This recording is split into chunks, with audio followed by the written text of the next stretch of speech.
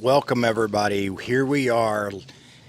We are shooting the brackets. This is their practice ends right now for the youth under 12 and the youth 12 to 17.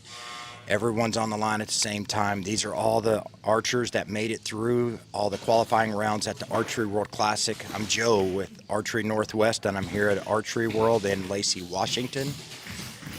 220 archers are participating this weekend, and there was a large youth divisions. So in the 4 youth divisions, we've narrowed it down to the top competitors at this point. So the youth 12 to 17 for both the boys and the girls division, the top 8 seeded archers are going to compete at each other, single elimination bracket style. So first we'll shoot against 8th, second we'll shoot against 7th, and so on. We're going to show you live scoring as we go. We're going to keep up with the action, and then as soon as they're done with the bracket rounds, it'll narrow it down to the top 4, and we will be able to do a shoot-up style. This is going to put them on the podium, Lancaster style. X's are worth 11 points. There are 3 ends for score in the bracket, and it will be added to their qualification round for seeding for the shoot-up if they beat their competitor during the bracket.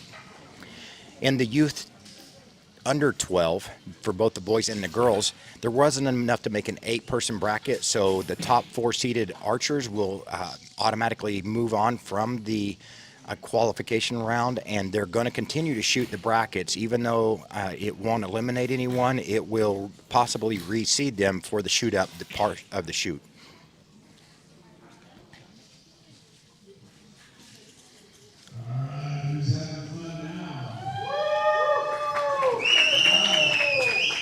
So we got a lot of parents, a lot of adults here. The 1 o'clock line just finished about 40 minutes ago. We got set up for this bracket setup.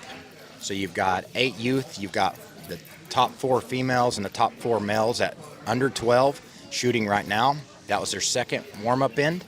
Now they're going to be their first in for score out of 3 scoring ends. Again, X's are 11s. Tie breaks will work like this. If they are whoever shoots the most 11s, if there is a tie, will move on. If there is still a tie, it'll be whoever shot the most 11s first or the longest. And then if there's still a tie, it will be a shoot-off single arrow closest to center.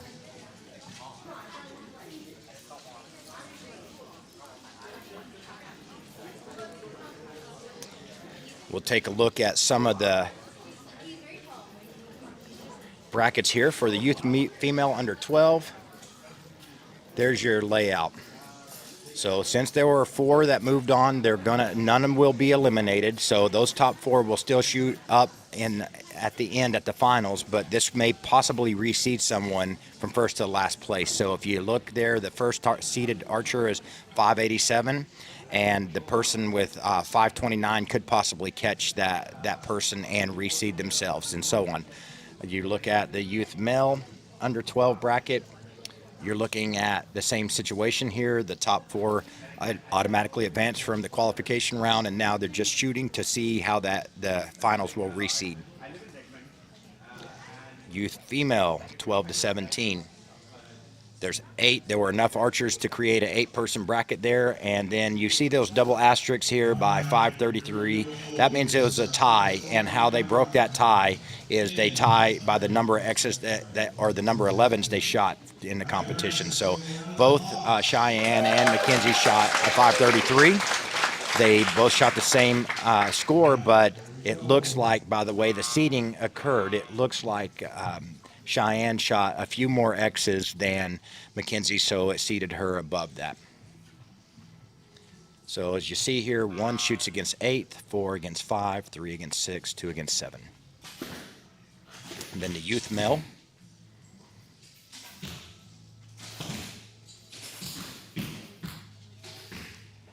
And we will update these scores live after this end. So we'll go through these scores each time they shoot an end, and we will make sure that we keep up live on the action with you. If you're watching at this point, like and subscribe if you want to see this more of this action, these youth shooting against each other. They're feeling the pressure. You know, it's really good, healthy sport to get into. You're looking at the youth 12 to 17 right now. So those top 24 youth in all those divisions are shooting at this time.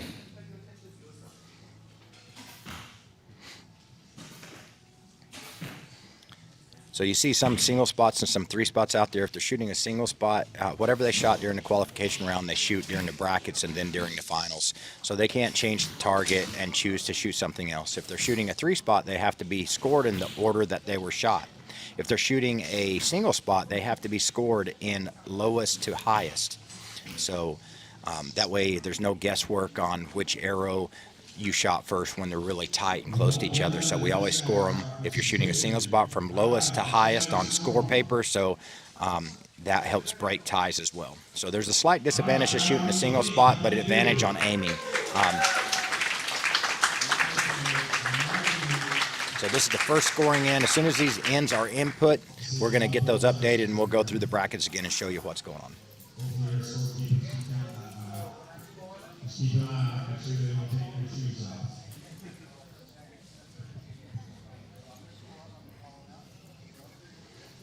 Again, this is going to be 3 ends for score.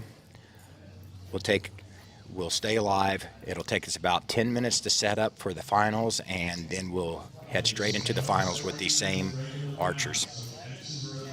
Tomorrow morning, we'll do the same thing for the adults classes, so we'll be able to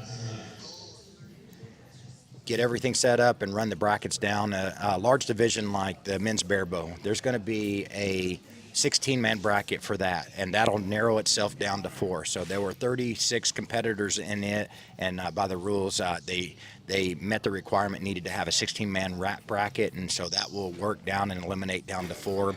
And at the end of the day tomorrow, the top 4 archers will be on the podium shooting up for 1st through 4th place. We have this weekend, with the total participants and everything combined, we have over $20,000 cash and prizes given away. So we're really proud of that accomplishment, and it's all because of the archers that have shown up and participated and supported this shoot. So it looks like there's a close call down there on one of the Gupta's targets. They're double checking what that score was, and at this point the archers can go down there, but the official scores kept by the Archery World staff that is helping run the shoot.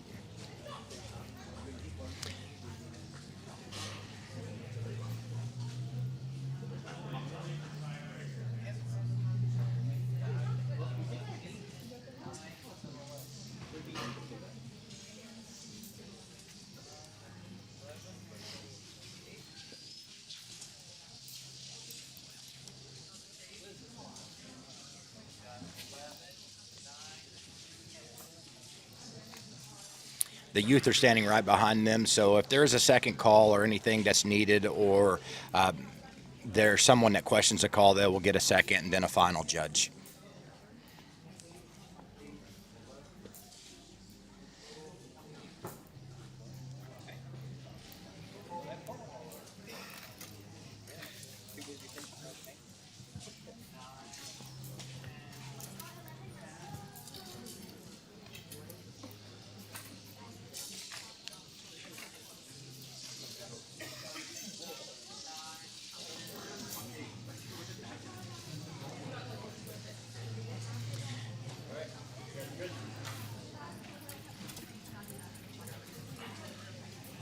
It's good to see these youth handle these nerves at this early stage in life, learn to control that a little bit more. We love seeing that. And archery is unique to that. You have to take all this adrenaline and you have to suppress it. Any kind of shooting sport or accuracy sport is classic too. You have to suppress that adrenaline and learn to harness it and control it so that you can aim and that you can process what you're doing and keep those fundamentals.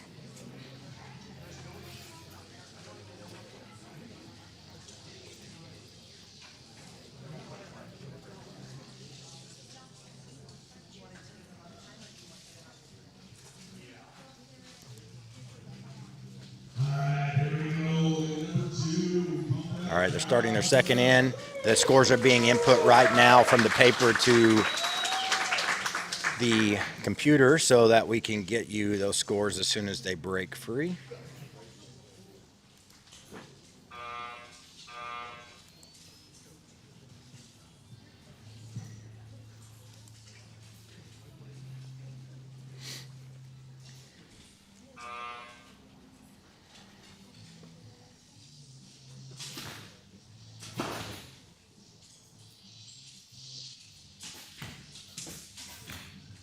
We appreciate those parents that brought all their youth down here to the shoot. It's really cool to see them support them, just like gymnastics or any other sport. It takes a lot of effort to get them around and get them down here. So it's a weekend trip, you know. As the shoot gets bigger, we're going to grow out of this venue next year. So we'll try to have another venue so that we can continue to grow the shoot.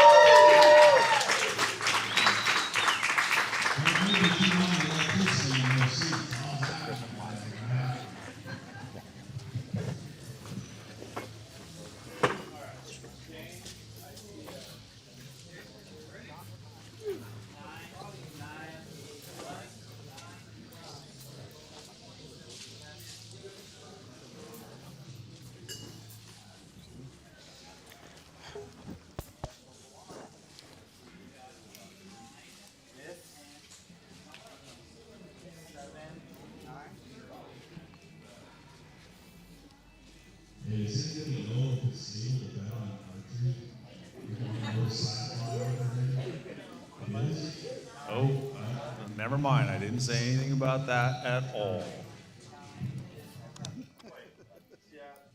World Archery. Did you get the evil eye from Joe? No, hate him. World Archery has a betting has a booking sponsor, a bookie sponsor. What? Yeah, they have betting now. So you can bet on archery through. Wow, that's crazy. You seem to get intrigued on the discussion. You're like, always listening on this video.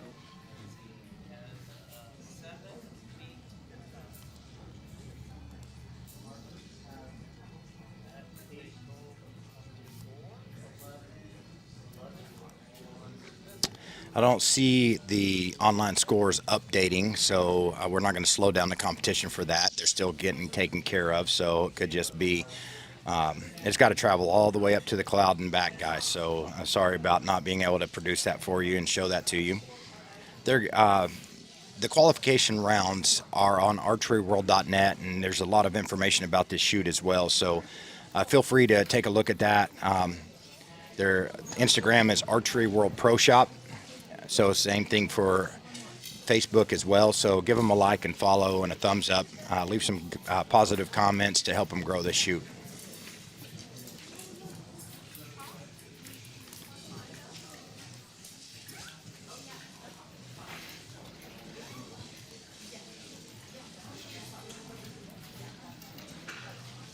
And this stage is going to happen so fast because it's 3 ends anyway. By the time it gets all the way back from the cloud, it could be over, but we'll know who's who, and we'll get everything set up for the finals, and then we'll be able to watch those finals as well. So it's either way, whether it's you can see it, those scores live or not. The cool thing is just watching these archers shoot.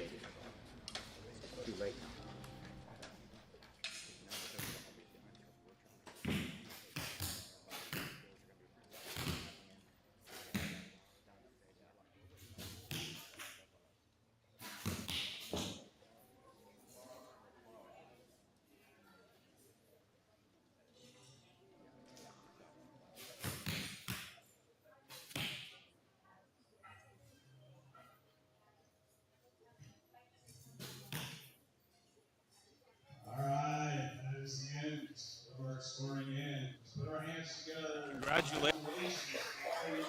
It is All right.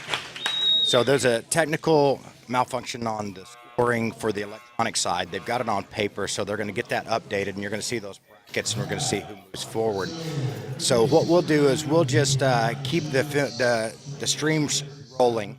We're going to readjust after we score this last in. We're going to readjust the whole entire range so that we can highlight these archers. We're going to put them up on podiums. We're going to introduce new targets to them that have a 12 ring just like Lancaster, and they'll be able to call that if they'd like. We'll go over the rules with them on that, and then we'll shoot the shoot ups for those archers as well. So we'll keep refreshing that app on the archeryworld.net page. That's going to update those scores, and we'll update those live as well as soon as we see those enter.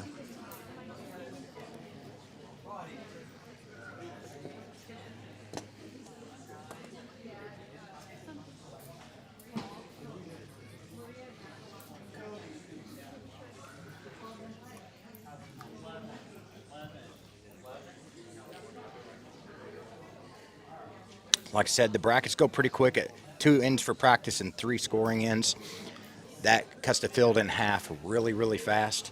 And those larger divisions get cut in half and then cut in half again.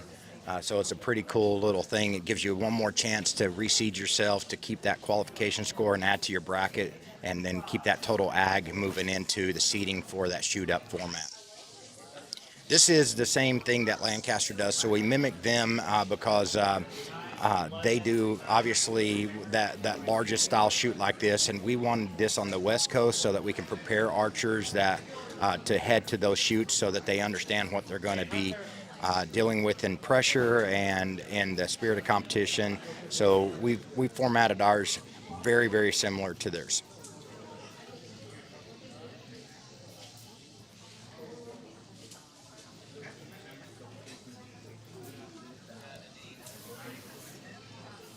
Another close call there.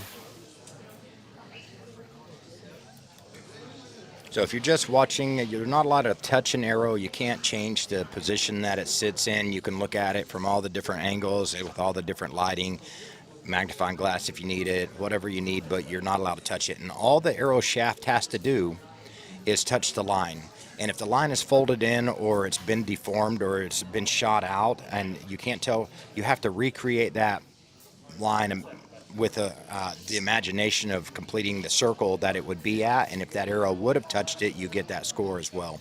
It doesn't have to break through the color of the line at all, it just has to touch it.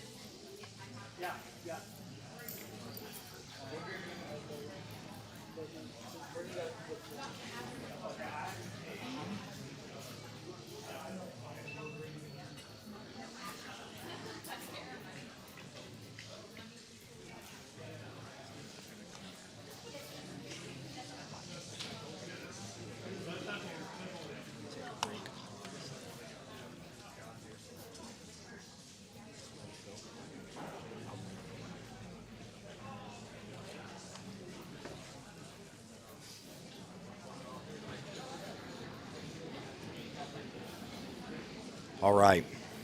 They're going to start rearranging the shop right now and getting set up for the finals, for the shoot-ups. If you stick with us, you'll get to watch them set up the range real quick. It shouldn't take very long, and you'll watch these scores update as well.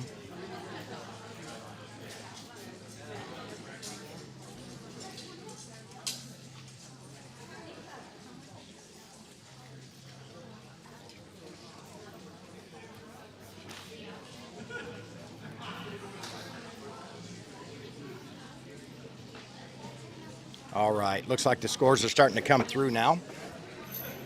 So this is going to be, I'm going to give them to you as they come through. So we're looking at the youth male under 12. No one was going to be eliminated in this, but what we're seeing is if there was a reseeding. So it adds to their total ag, and it will reseed them for the finals so that if there was a change, then it'll keep them in first through fourth. And again, how the shoot-up works is number 4 seeded will shoot against number 3 to try to win that spot. So now that they're seeded, there's no continuing of the ag. It's just a one-on-one match at this point. So the ag got them there. That total score seeded them 1 through 4th, and now number 4 shoots against number 3. Number 3 shoots against 2, or the winner shoots against number 2, and the winner of that shoots against the first seeded person. So if you're in 4th place, technically you could shoot yourself all the way up to the top. So that's what your youth male under 12 bracket is going to look like. They're inputting the others right now. So we have to transcribe these over from the paper to the app, and it looks like the scores are starting to come in right now for the youth female under 12 bracket. So you're watching that happen live right now.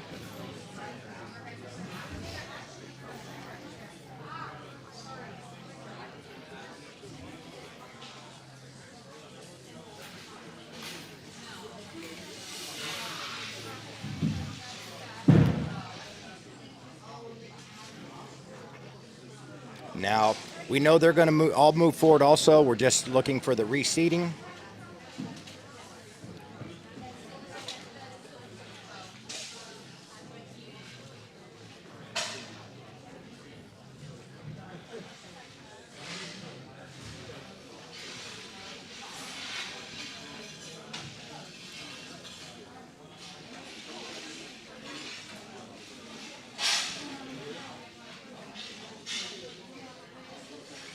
All right. That looks like that's going to finish the youth female under 12 brackets.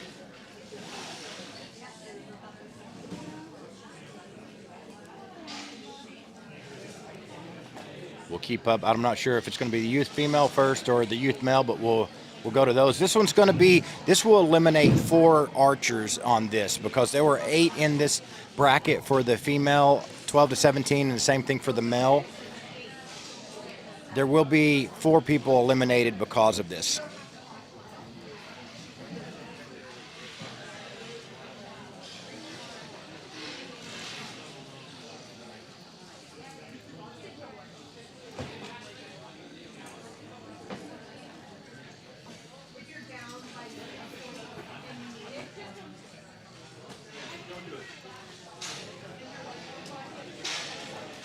Appreciate everybody tuning in and watching.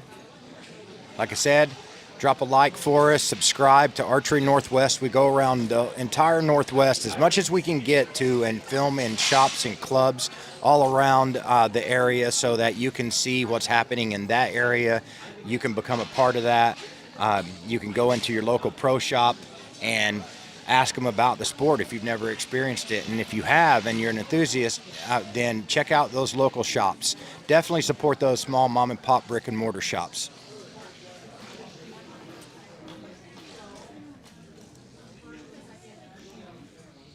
Just toggling back and forth here to see if there needs to be an update. Looks like they're just waiting on those scores to come in.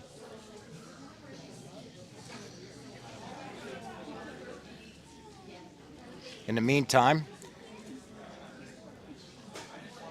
while we're waiting on those to start getting tabulated, let's take a minute to thank our sponsors.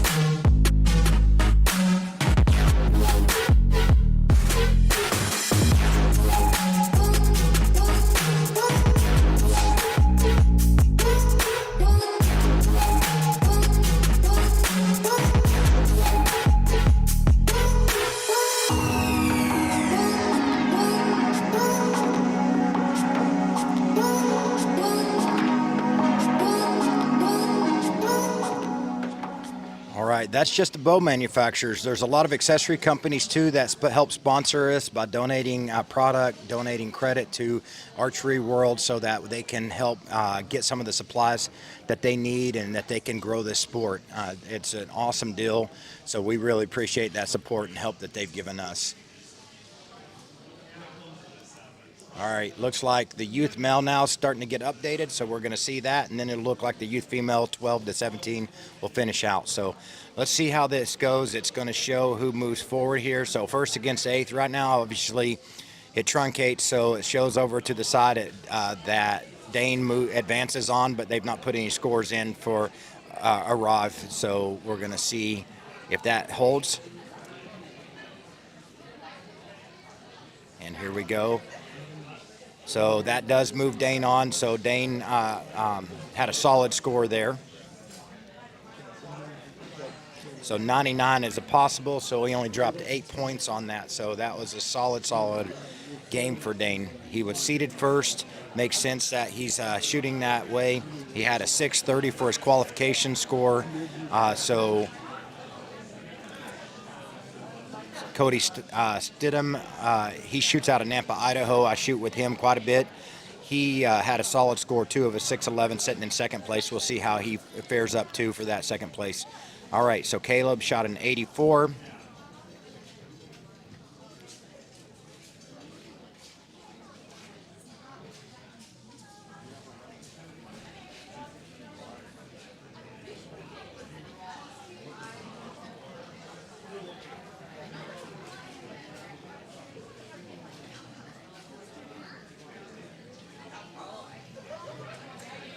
To an 86, a 2 point. So Hudson's going to move on.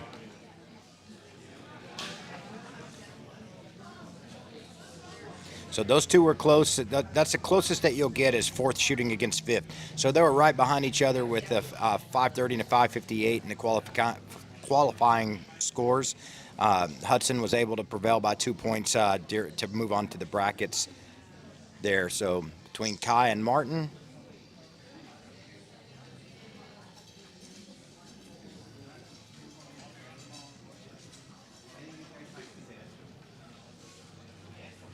It looks like Kai's going to keep that spot by 2 points as well. Kai was seated third overall with a 597, and he just added to his score 86 more points.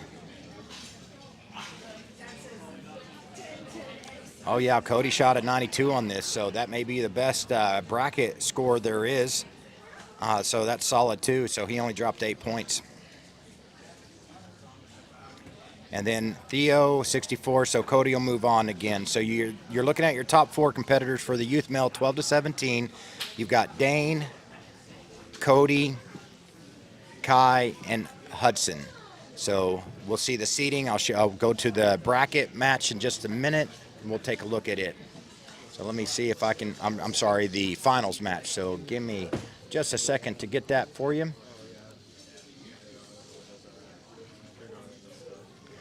So now what you're looking at, we just toggled over, and what you're seeing right now is you're seeing, let me see if I can make this just a little bit bigger so it makes a little more sense. All right. So now all those, if the person won their bracket match, they added to their total score, the qualification score, the bracket score, and now it shows where they're seeding. So you look at the number 1 to number 4 seeding. That doesn't mean number 4 can't work their way all the way up. So now it's single elimination. So number 4 shoots against number 3. The winner will shoot against number 2. The winner will shoot against number 1. So the scores won't matter at this point except for the 3 ends that they'll shoot. They'll get 2 practice ends. And while the 2 archers that stepped on the podium first, number 4 and number 3 are shooting, what will happen is the other 2 archers will be off to the side warming up and practicing. So every time they come up to the podium, that they'll be ready to go.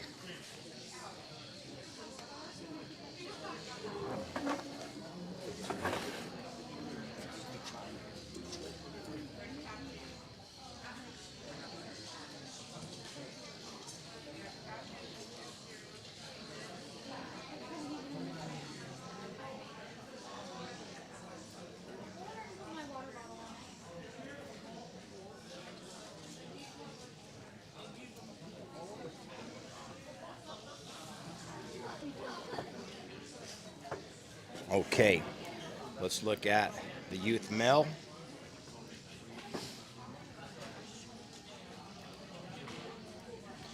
Youth male, that's the seating for that. That's pretty tight there. So again, the scores won't matter that seeded them to get them here, but because they're here. But that means between Emmett and Oscar, you know, a 629 to 630. After that many arrows, that's only a 1-point game. So that, so obviously Oscar's got to beat Cody first, or Cody can win and then shoot against Emmett. But the winner of that match will get to shoot against that number 2 spot.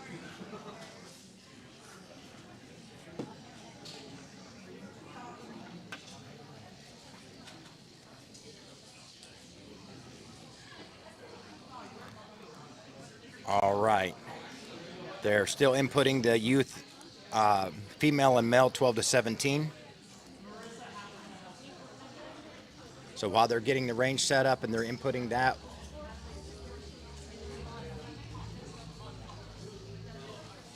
take a minute to see if I can show you how they got here. Well, let's go over some of the bracket rules first. So how this happened, this is some of the bracket rules right now. That's what got them here. They had the qualification round. There's no provision for equipment failure or physical failure during the bracket rules or during the shoot-up rules. So here's your shoot-up rules right here. Same rule. There's no provision for equipment failure. So if an archer knocks an arrow and the knock breaks, or it was cracked, or it has a problem, they have to solve that problem on their own. Now, that doesn't mean they can't step off the line and get help solving it, but the clock doesn't stop, so they're under pressure.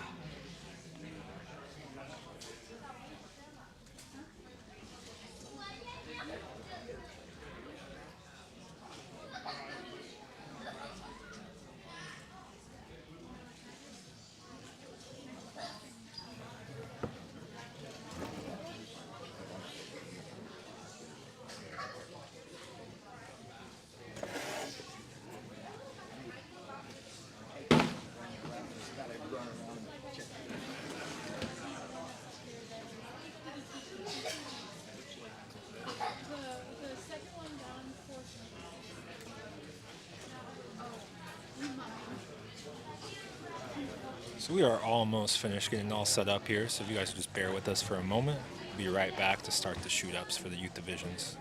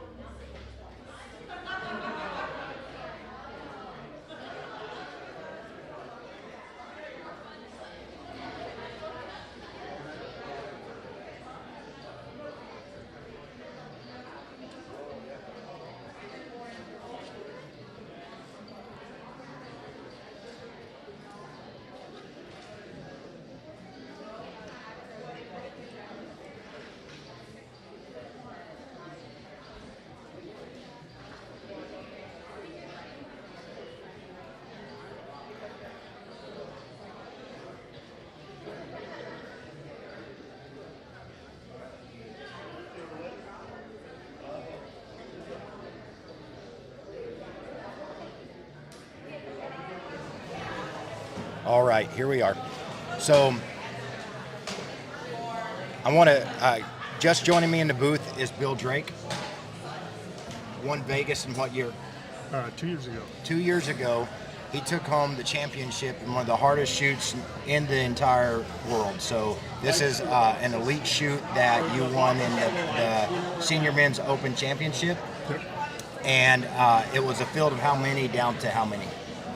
Oh, I don't know the total field. You mean in just senior class? Yeah, it had to be 120, something like that, yeah. And these are the best shooters on the planet. So Yep. they all show up to this shoot in Las Vegas. It's called the World Archery Festival. We all call it the Vegas shoot. And so he's familiar with these type of formats. Lancaster is the format we follow here. You've shot this several times with us, so we've made you feel the pressure and everything. He hates being on the mic, but but I've convinced him somehow to be here. So because he knows what these youth are going through and what they feel. So when we start the shoot ups here, we just eliminated down. So the under 12 divisions, the boys and the girls, they didn't have enough to make an 8-man bracket, so they only had a 4-man. So they were just shooting to keep seeding for the finals. So now you see the seeding for that, for the youth female under 12. We've got which we'll shoot first. And then we're going to shoot the youth male second. That's the seeding for them. And look at that second and third place. Now the scores won't matter at this point. The scores are wiped out. It's just to put them in the ranking order that they need to shoot, so we know who shoots against who. Youth female, looks like they're in now. So they've got those seated down to the top 4. We'll do those third in line. They're going over some of the rules and some of the etiquette for the finals, because the rules changed just a little bit, because now they're going to be on a shot clock. A little bit different than a normal 2-minute clock, right? You know what that's like as well, right? So it's a 30-second clock per shot. So 30 seconds, it sounds like a lot, but can slip away from you if you let it. Yeah. And you're going to be able to have somebody in your coach's box too. So the cool thing about that, and you've had this too, is you'll have a friend, a coach, somebody that's got your back, so that you're going to be watching. You're going to be focusing on shooting. If you have to let down, your time's going to start to run out. So you're going to have somebody counting down from you from a certain period of time. Usually it's from about 10 seconds or about 5 seconds down, so that you got to get that shot off or you're going to get a zero. And just having somebody behind you, you just makes you a little bit more comfortable, helps you deal with the nerves, and just somebody to communicate with that you're familiar with. Yep. Well, and then since there's a lot of youth and parents are just now getting their kids into the sport, there's a lot of young parents that have youth. So what I'm noticing is they're understanding how the coach box works right now. So I look at them going, hey, who's going to stand in the box? So they're trying to figure it out for, is it mom or is it dad or is it coach or friend? Because they have a lot of coaches here from Next Step Archery up in north of Seattle. From the Knock Point. They bring a lot of youth down to the shoots. And then Stephanie Rustad, she runs a program as well up at her club, and she brings 20-something youth down here, and so we've narrowed down to here. So there were, I've not counted them up, but there were 40 or 50 youth that started this, so that's impressive. Yeah, that's good. Yeah. It's nice to see these kids coming in and getting this experience. Definitely gives them the full understanding of competition. So we're going to focus right now on the youth female for their brackets. They're going over those details. Just to give you a quick overview, because those that haven't got pulled up the archeryworld.net to see the brackets and how they fell out, the youth female that you may not have seen yet, this is the ranking for that. And youth male, that's the ranking for that. And again, those scores, just got them there. That's their total ag, making it through the qualification round and the brackets to seed them up for this. Now, it should lay out pretty clean for you. Hopefully you'll see this. And as these scores come in, it was an input issue during the bracket, so it should be cleared up now. And each end they shoot, you're going to see these populate live. So what's happening right now is this year we introduced a 12 ring, and this 12 ring, you'll see, we'll get a picture of it in a minute when we're looking at the targets, is in the middle of the 7 and 8 line, and it's 1 centimeter. That's small. That's smaller than a dime. Oh boy, yeah. So And you can shoot at that, but you have to call it first. So you can shoot at it one end at a time. So each of these 3 ends, let me kind of highlight these for you. And if they want to call it on each of their ends, they have a chance to shoot at that 12 ring 3 times during this match. So a strategy has to be played out, because if you miss, you're getting an 8 or a 7. Yeah, that was something that having somebody keep track of the score, even on the close ones, to know if you got to go for it or not, that's Right. part of the game. And sometimes it's lessons learned. In the first year that Lancaster introduced it, there was a lot of people that had done something different if they would have thought through it a little bit different. So I saw that strategy and that mindset change from year 1 to year 2, immediately on who was the most aggressive and what they were going to do. If they were behind, you got people that are shooting at that 12 ring, knowing they can hit it and getting an extra point per end if they could. But there's puts pressure on the person that was in the lead. So if you shoot at it and you hit it, the person next to you can shoot at it and hit it too, but it could cost him dearly. That's right. The year I won Lancaster, it was that way. Is a couple of the competitors lost track of the count, thought they had to go for it, didn't have to, and shot an 8. And so having somebody keep up on that score to let you know when you need it is a big help. I believe also if they call it, but decide just to shoot for a 10 or 11, right? That's still a valid score at that point too. Yeah, so, essentially what he's saying, wherever that arrow lands is what you're going to get, but you have to call the 12 to get a 12. Yep. But if you accidentally shoot a 10 trying to shoot the 12, you get the 10. If you shoot an 11 trying to shoot the 12, you get the 11. And that could play out better for Barebow, that might be shooting at 20 yards trying to shoot a low 9 and could possibly shoot that, because Barebow has a lot more leeway for a miss and come back, because those scores dramatically can change, Absolutely. And compound, not as much, not at least in your divisions. But these shoot, I'm so excited to see them here on the shoot up. It's nerves they've never I want to see. I wish I was a little closer so I can see how they're loading their arrow and what they're doing, because they're going to have someone coming up just like in Lancaster, asking them about their equipment, asking them why they're shooting the sport. That's right. So we're going to get to watch that here too. So that'll be really fun. Yeah, it'd be interesting to see how many are prepared with that question. Just that simple question. Yeah, you can talk about it with your friend all day long, but when you know that, it's you got to talk about it in front of everybody else. Got a And we'll mic see stuck how in your face. Yeah. And the way to win is to beat the person you're shooting next to. That's how you move up. Okay, and it's not. So that's Tim Davis. Excellent shot. He shoots bowhunter freestyle. Always been a great help to us. He was running the time clock all weekend. He's shooting in this event too, so we only gave him a break on the time that he was shooting. So his break was to get to shoot. So. We're in the same boat. If something goes wrong with your equipment, if something can help you. Yeah, this is really good. I remember when you first did this. This helped me going back to Lancaster. It just gives you a comfortable feel, something you're familiar with, Right. Well, and I remember asking you after that, because I remember when, that first time that we were putting the mic all in your face and the camera all moving around and everything, because it's the same way I felt when it happened to me. I, not as a shooter, but as the person trying to grow that and expose people to it that don't necessarily get to come into it. And, I remember after that, I asked you if it helped you at all, and you pointed out that it did, so I felt less bad for, getting in your head. I mean, we're trying to purposely get in your head, but it's the pressures you're going to feel at these big shoots, and that's why we do it. It is, and you're shooting, you're under pressure, and then to have somebody ask you a question, it's kind of a simple question, but it can throw you, and sometimes it's a good distraction, Right. to kind of get you kind of out of your head a little bit. Well, and that's that coach too, right? So that coach can come up and give you a sip of water. He can just bring you back down. He can talk about at that point. Maybe they're talking about shot process. Maybe they're just talking about how to feel. Maybe they're just talking about what Strategy, you're going to do tomorrow. or strategy, what they want to do Don't on go the for next- it yet. Go for it next in. And he's getting you.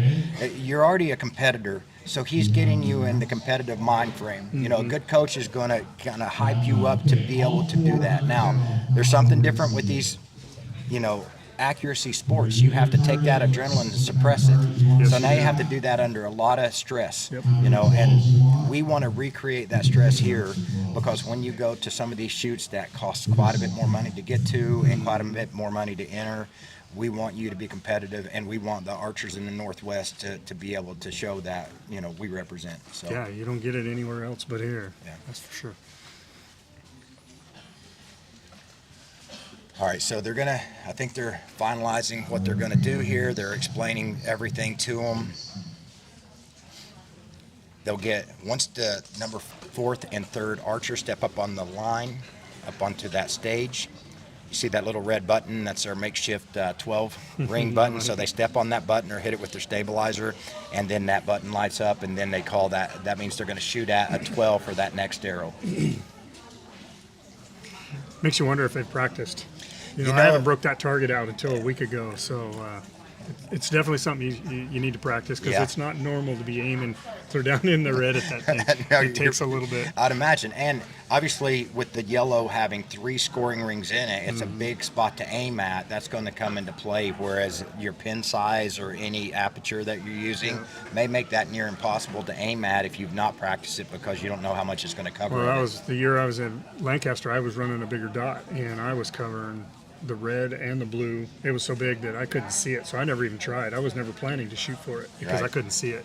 Yeah. And now, did that? So you're telling me that strategy changed from that first year to the second? Well, this last year, where watching those guys back there shoot that, yeah, it is a strategy. You need to hit it. Yeah, for so sure. you kind of have to. It's kind of like shooting 14s at ASA. So if you have a pin that's just big enough to cover a whole kill ring and a 3D animal, and then you make it to the finals and those final 5, and then you got to shoot at a 14, and you got a big old dot, you're not going to be able to see where the 14 is. So you have to have a pin that can do that. Yeah, or a small dot. I've got one. My dot is about the size of a 10 ring, so it completely covers it if I'm holding steady enough, and I just got to center it on the red at the bottom of the target. It works pretty good, but I will be going back and trying a smaller dot just to make sure I can see that thing. It's going to be a 1-arrow shoot. That's what I end up doing, the same thing when I shoot nationals or, for the animal round. The first year I ever shot that, I had way too big of a dot for the animal round. It was great for the field and for the hunter round, but the animal round has the little dots that you want to aim at, and the dot size I had used that year was definitely no advantage. It was a disadvantage for that, so I learned to adapt for that. Some people will just change it for the animal round, Yeah. but depending on the format, sometimes you shoot the hunter round and the animal round on the same day, so you can't just change it out on the fly because you're going straight into the next target. So knowing what you're supposed to be aiming at and how you're supposed to be aiming at is key. Yeah. And when Lancaster introduced that, it was a way to keep somebody in the game, make it more exciting, make more pressure too. So obviously they make that target, so we just follow suit with starting to get them in. So Bodie can practice on them, and all the guys and gals in the championship, I know they like practicing on them too. And just having it there, even if you're just shooting a normal game, having it there and always seeing it gets you used to it, so you're not intimidated Yeah. by it as much. What I did is took one of those targets and just shot a Vegas end, only aiming at the 12 ring, just to get comfortable. Oh yeah, that's what you have to do. So that's a good, smart play. Good, smart practice principles, and you're hearing it from somebody that knows how to win. All right, so they're getting ready. So there's a lane choice too. So let's explain how that works. So the top seeded archer is going to get to choose right or left.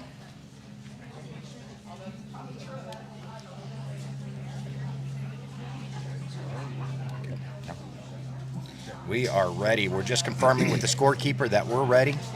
As we got caught up on all the scores and brackets to begin with, it gave them everything that they needed.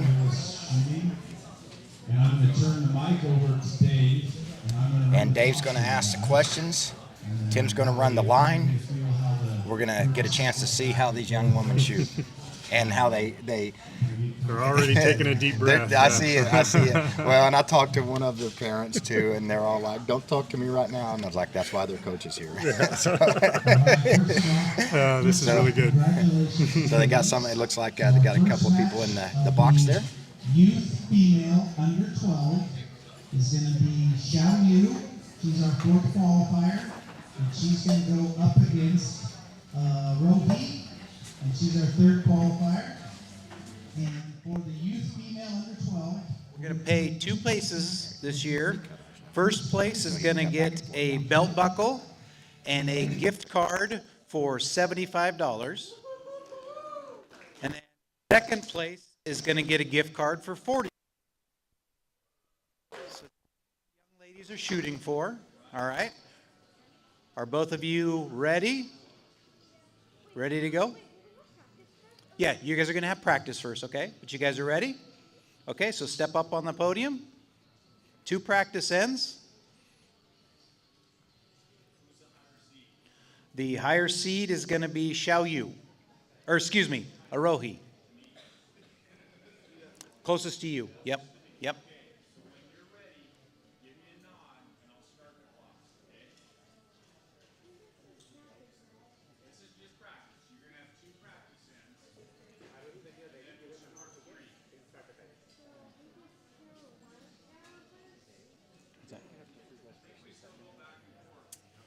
I think so. Maybe we didn't do that, but yeah, that's all right.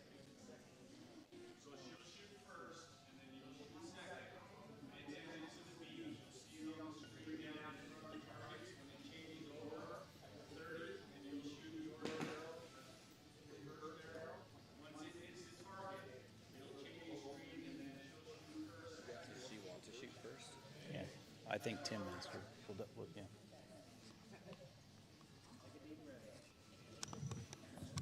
So you want to shoot first or second? First, okay. Yeah. She wants to shoot first. Yep, she wants to shoot first. Yep.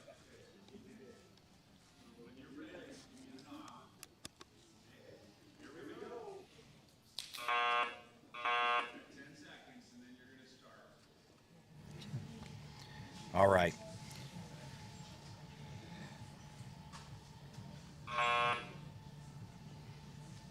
I'm not sure who chose to shoot first, if it was Xiao Yu or Rohi. And so Good solid Arohi, start there. yeah, that's Arohi on the right side now. On the left side of our screen, right target. Okay. And Xiao Yu in the double ponytails.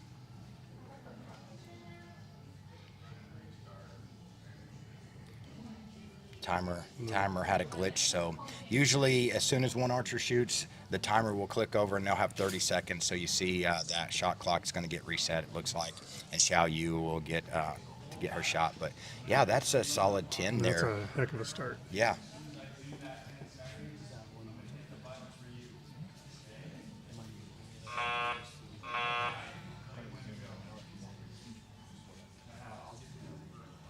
All right, so they get a 10-second start clock, it looks like, so how he started it. There you go. So Xiao Yu.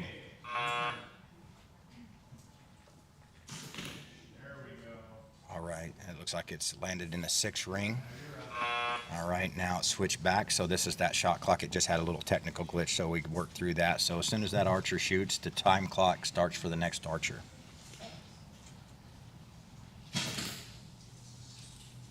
All right, that's an 8, I believe. Looks like it, yep.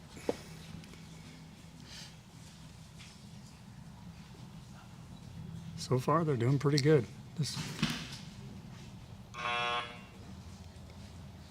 Oh, yeah? That's a So- 9 there. Yep, so Xiao Yu picked up a few more points, so that's going to make it pretty tight to look Yeah. at. So, Might be even. oh, it stacked it right on top of it, so she got another 10 for a Rohi, so that's pretty cool. That's, That might be touching 8. That's close. yeah, 6-7 right there. It's going to be close. There's a slight shadow from our perspective, but that's cool. And you know what's really cool is seeing all these adults and parents that are hung out to watch this. You know, last year when we did it, we knew that we needed to make it bigger for the youth, and so we decided to hold the youth on one of our normal line times where we can hold 50 archers, and we're like, no, the youth deserve to be able to have that spotlight, feel that pressure at a young age, and learn to deal with that. And that's really, I think, what's going to make a difference in the sport in the Northwest. So, Yeah, they'll go away from this thinking about this and learning from it, and they'll go back to their leagues, and their leagues aren't going to feel the same. no, they're going to When feel like practice now. they are And gonna it feel like may have used to feel like the big thing, right? Now it's going to feel like, oh man, I can't believe I used to worry about league so much, right? Exactly. That's the way everybody I talk to, and that's the way I feel when I get back. It's a little less stressful.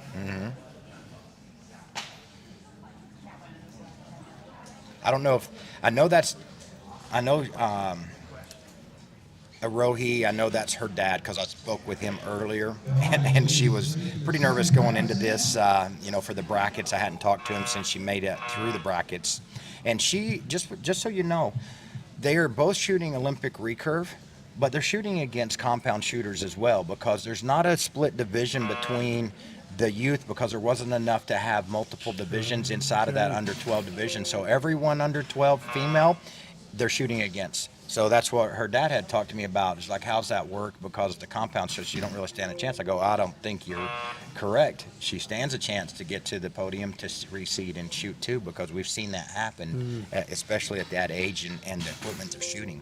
Matter of fact, we Wow. had, Good shot. yeah. And her seating alone is going to help, and the next competitor may be shooting a compound bow. Those are all three There we solid. go. Yeah, It good looks solid. like all nines, doesn't it? Yes. All right. That's 2 in.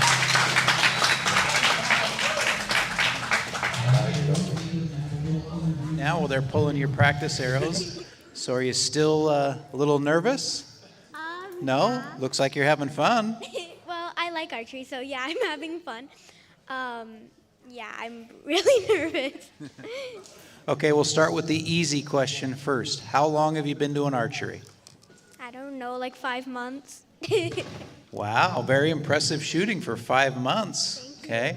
And do you know what kind of bow you have and what kind of arrows you're shooting?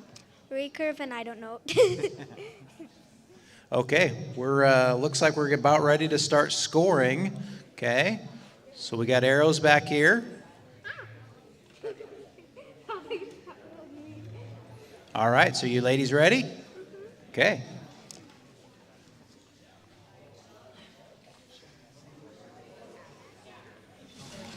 Okay. So this is going to be the first in for score. So hopefully they got a little bit of the jitters out, Yep. and they're going to be able to focus. Sometimes this is the most nervous because you know it's for score too. So, All of a sudden, things start shaking more. The bow weighs a ton more. yeah.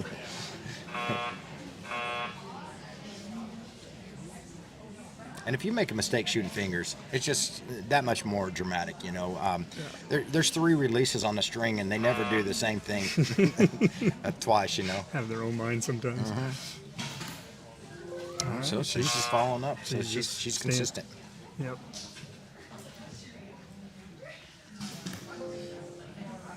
Looks like we got a 6 there, or 7.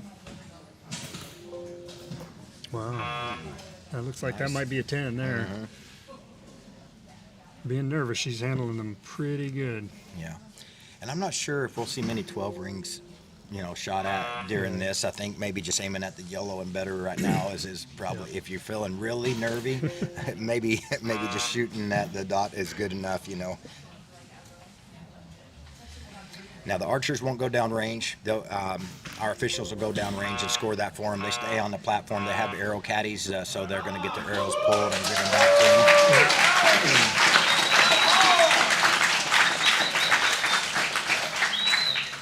All right, now that we get our first scoring in, I'll come speak to you, shall you? How long have you been Doing archery. Like about 1.5 years. Wow, that's fantastic. Okay, do you know what kind of bow and what kind of arrows you're shooting? I shoot recurve and carbon arrows. Okay, very good. Is this your first tournament, or have you shot for tournaments before? I think like it's my first one. Yeah. Yeah, this is your first tournament you've ever shot? Well, fantastic. You made the shoot down, so that's quite an accomplishment for your first tournament. Yeah. Are you nervous? Yeah. Yeah. Yeah, it's quite the new experience to be standing up on this stage in front of all your friends and family, right? And everybody cheering you on? I guess. Okay, so down there we've got a score. Looks like Xiao Yu's got an 18, and Arohi has got a 28. So she's got a lead early. but there's still lots of shooting left.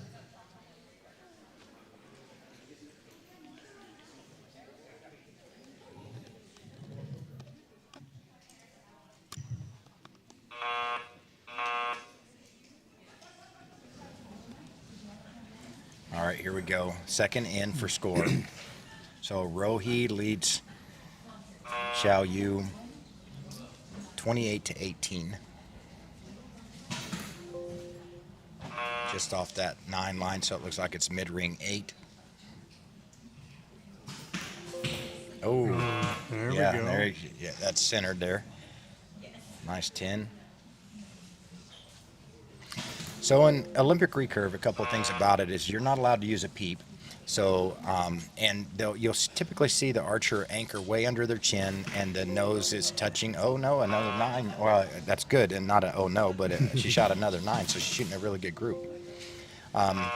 You can use a kisser, but you can't use a peep. So that's hard because you have to look beside the string. You can use a front sight as well. You can't use any bubble to make sure you're holding the bow level. And when you're shooting a bow that long, that's hard to, if you can't bow, the arrow will drift further, you know, when you're shooting a recurve. So you'll see some of the other Olympic archers over the course of the tournament shooting big V-bars in the back, and they shoot like exaggerated amounts of weight and V-bars on there to balance the bow out so that it naturally wants to find level to the earth. Yeah.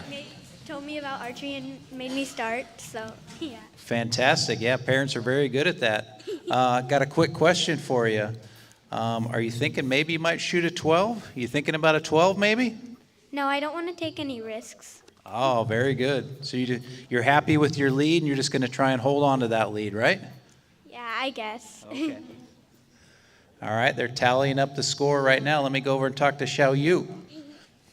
Xiao Yu, if you need to make up some points, are you thinking maybe you might shoot a 12? No. No? Okay. How about for you? Who do you have in the coach's box for you? One of my coaches that teach me usually. Yeah, that's your coach that teaches you? Yeah. Where do you shoot out of? What club? Do you know what club you shoot for, or what archery shop you shoot for out of? Next step. Next Step Archery? Yeah, fantastic. All right, looks like they're tallying them up. Let's see what the score is after 2 ends.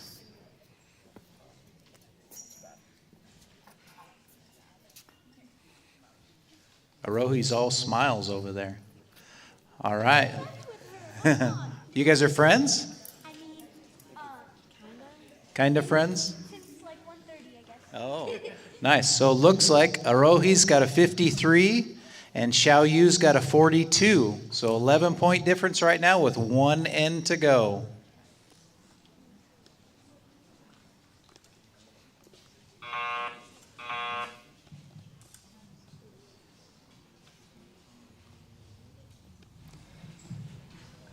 Taking that deep breath, yeah. Yeah. Getting calm. So she picked up, looks like Arohi picked up 1 more point on that end. So for her first end put her in a pretty solid lead. So, but Xiao Yu was able to keep that to a minimum on the second end. So we'll see if that's nerves or it's just, you know, it's so good, regardless of what it is. They're there, they're shooting against each other, they're standing on the top of that podium. They're not interested in that 12 ring. No, You know, not at all. we're talking about it, and I think we'll see it a few times tomorrow. I don't know how many on the youth that we would see.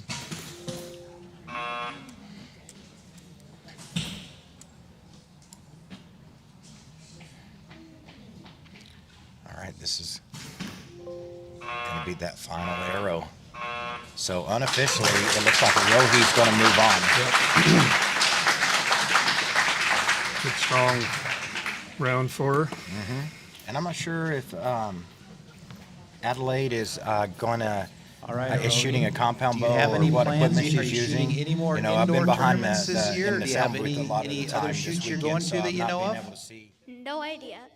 No idea. Is that up to Dad? Dad finds the shoots for you? Yeah, I'm kind of lazy. Okay. Do you shoot out of a club, or do you just shoot at home, or come to the archery shop? Where do you shoot from? have a target in my backyard. Wait, Papa, where do I shoot? Okay, yeah, in my backyard. Okay, so you're not part of a club, and your dad is the one that coaches you? Next Step Archery. Oh, you're part of Next Step Archery too? Oh, fantastic. All right, they're tallying up the score. Are you getting a little less nervous? Not really. Same? Yeah. Okay, let's see what the score is here.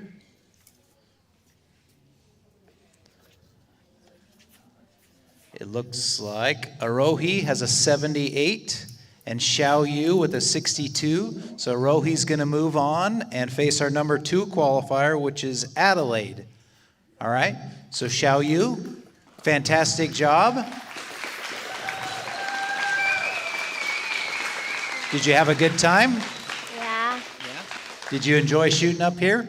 Nervous, but it was all good, right? Yeah, pretty good. Pretty good. Do you have any plans for shooting any more tournaments this year, this indoor season? I don't really know about it. Yeah. You don't know, just going to listen to what Coach tells you? I guess so. Okay, well, fantastic job. If you want to step down, and then we'll get Adelaide up here.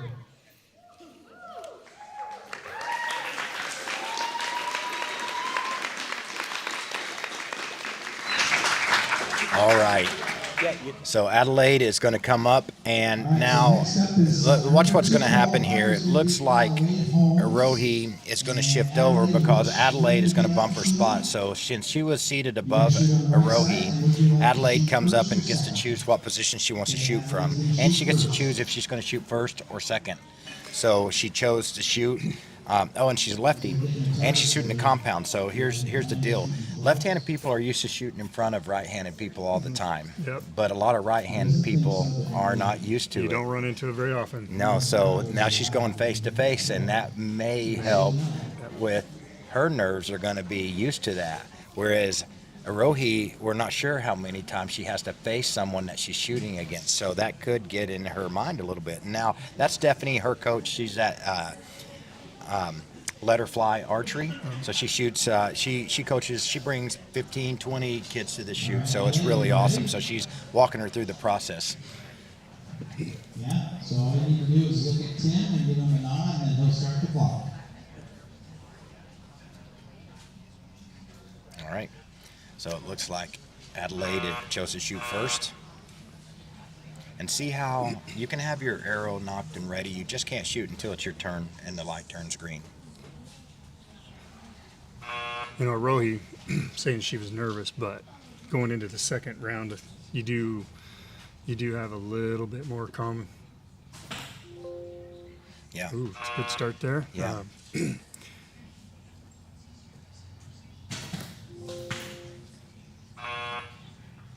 Yeah, she's shooting consistent 9s Very and 10s. consistent. I mean, she's let a couple go outside of that, but she's pretty consistent with that recurve.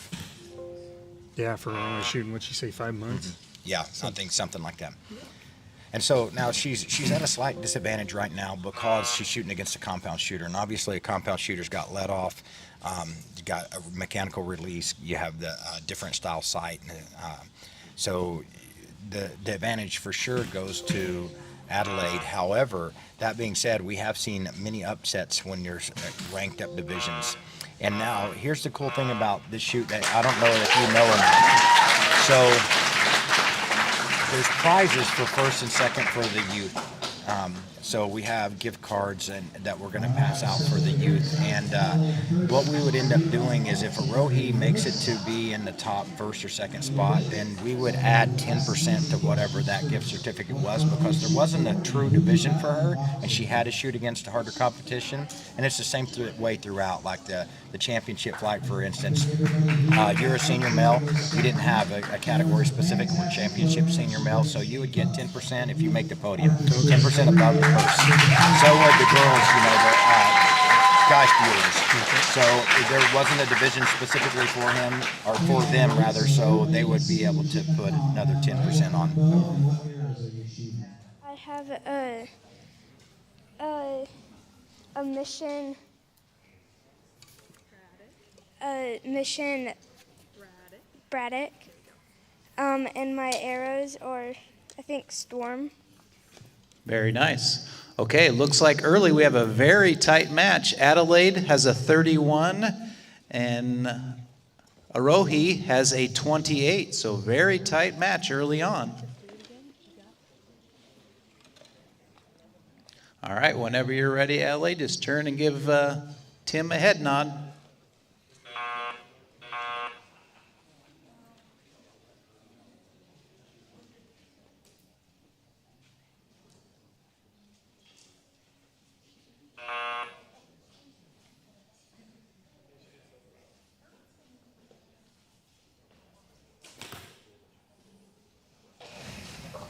All right, so there's no more practice ends. As you see, it's 31 to 28. It's pretty tight there, so it could be anybody's. They are practicing off to the side, so all their practice ends come off of the scene, and then they walk up already with their warm-up ends done.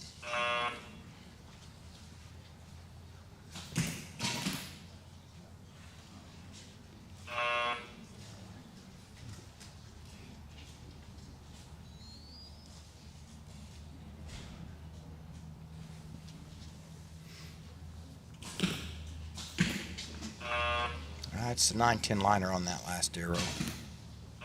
Oh, that is a great Oh, group. nice little group there. Couple Most- nines and an 8. Yeah, and most likely, I'm only speculating here, but shooting Olympic recurve for a couple of years just to kind of understand it a little bit better and spring blur, it just takes a little bit of different face pressure or looking to this right or the left of the string just a little bit more. So if your string blur changes just a little bit, and bare bow shooters can tell you this too, you can shoot a great group in a different spot every time. And so that consistency is very hard to get without a peep. I would imagine lighting also would play into that too. Yeah, absolutely. Really want a dog, but my little brother, my parents told me when he turns 4 or 5, then we can get one. Oh, so how old is your little brother? He's 3. Oh, so maybe in a year or so? Yeah, you're gonna work Dad for a new dog, huh? Yeah. All right. Let's see. They're getting ready to roll over the scores. Let's see what we're at.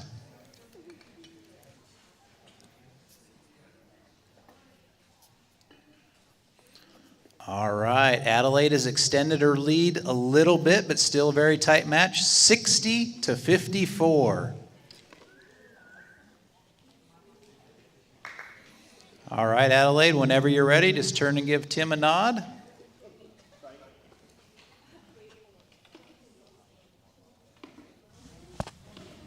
So she's still choosing to shoot first. I think after each end, if you're the higher scorer, you can choose if you want to go second as well. Yeah, I think you're right, but I'm not even going to guess, and we wrote the rules. So I left that to Tim. I was like, just make sure that you're following them and go. So we'll see if that changes or. She's got a nice group there Yeah. on that. And she's shooting really good. You know, Yeah. she's shooting. I mean, it shows how she's got such a good score from the qualifying and the brackets to begin with. Yeah, she came in with a 612.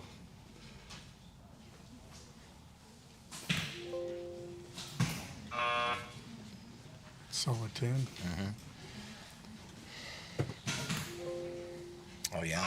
Here's that group starting to form Yep. again. So hopefully she can put that one right in tight with that too.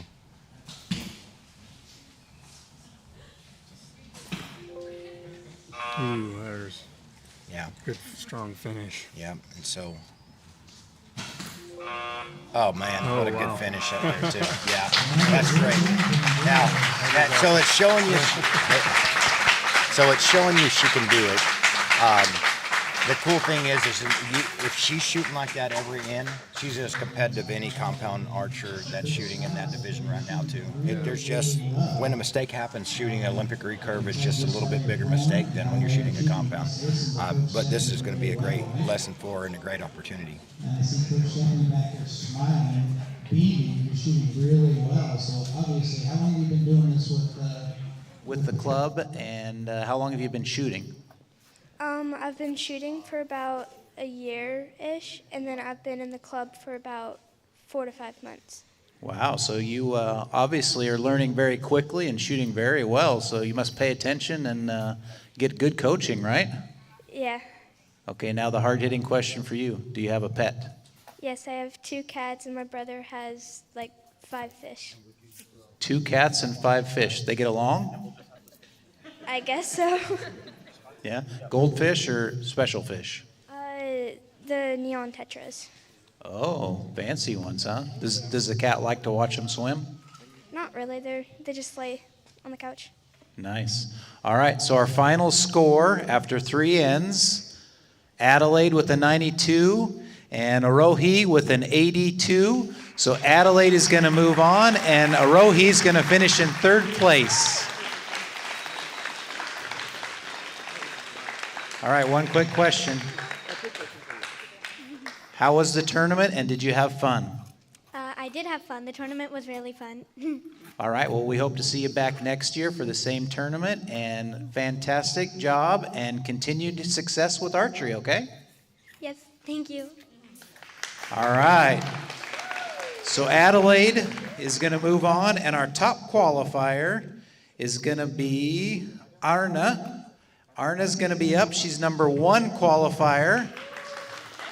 And Arna, would you like to be on the left or the right? Right. Arna's going to be on the right. And would you like to shoot first or second? First. All right, so she's going to shoot first.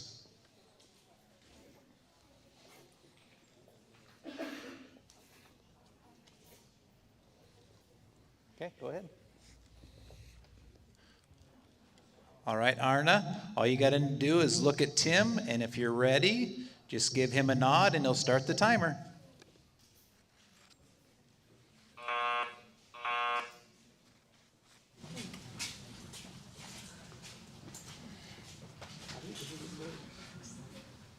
Okay, so now we got, looks like Little Hoyt Cobalt against Mission, both compound shooters. So Arna, looks like she chose right, so she bumped her so she didn't have to look at her face to face there. She starts out with a solid 10.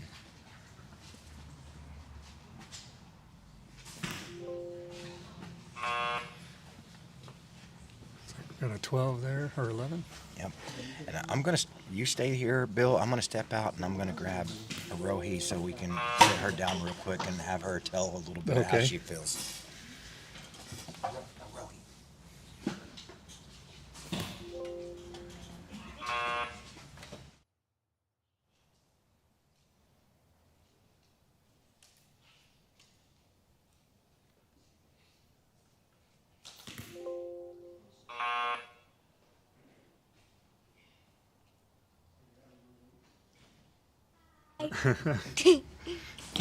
So it looked like you put in a good, strong finish there. Tell us about your All round. right, there's our first 10.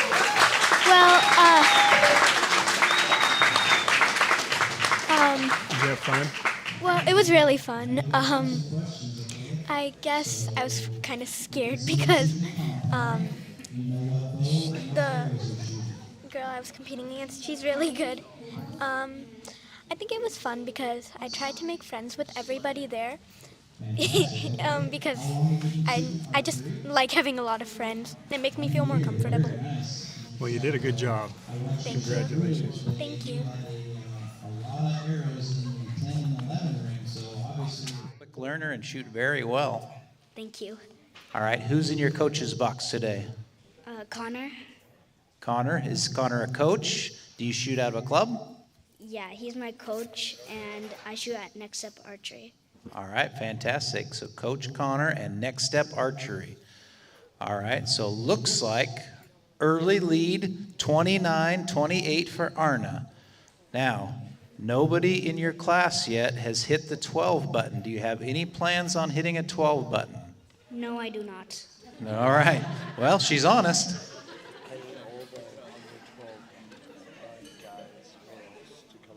All right, real quick, we need all the under 12 youth male to come over here and meet with Hunter.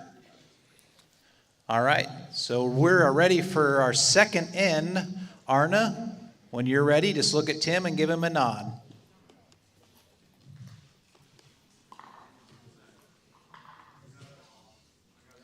Hold on, we got to pause. We got guys down setting up some targets.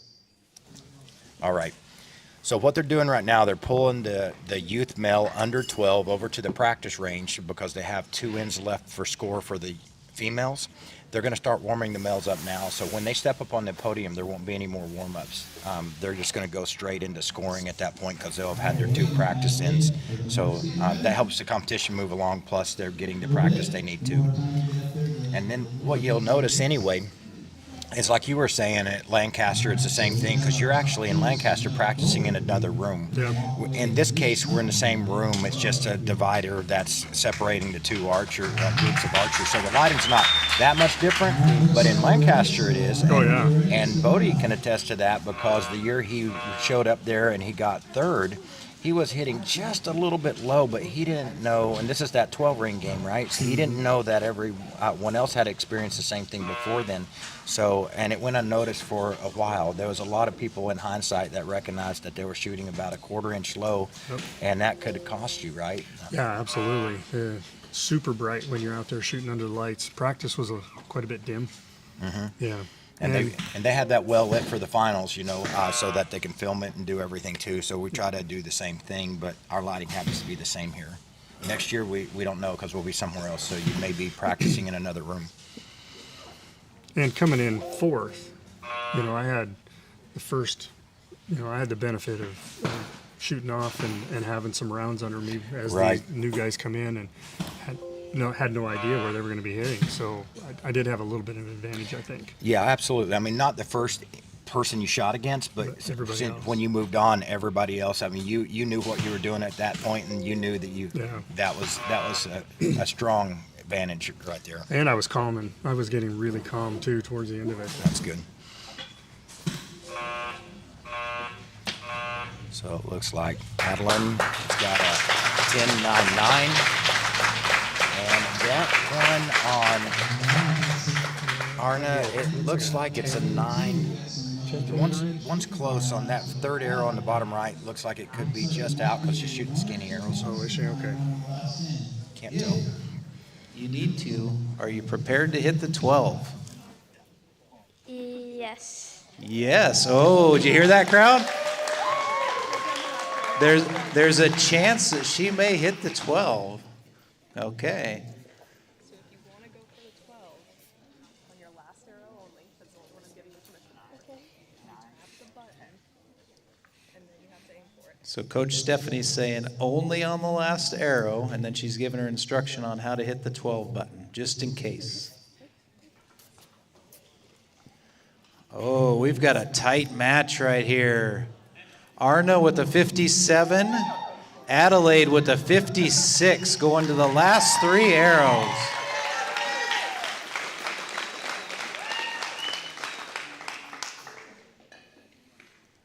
Okay, Arna, whenever you're ready,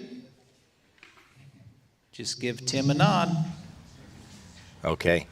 This is what you want to see on the last end. Absolutely. 1-point game, 12 is in play, Yeah. and so, Adelaide may absolutely hit that, and if she does it on last arrow, that could bring her back, right? So Yep. that's the strategy that her coach just advised her to do. Don't do it on the first. And you can only shoot at the 12 once each end, so you can't shoot out of every arrow, just once each time you go down and score.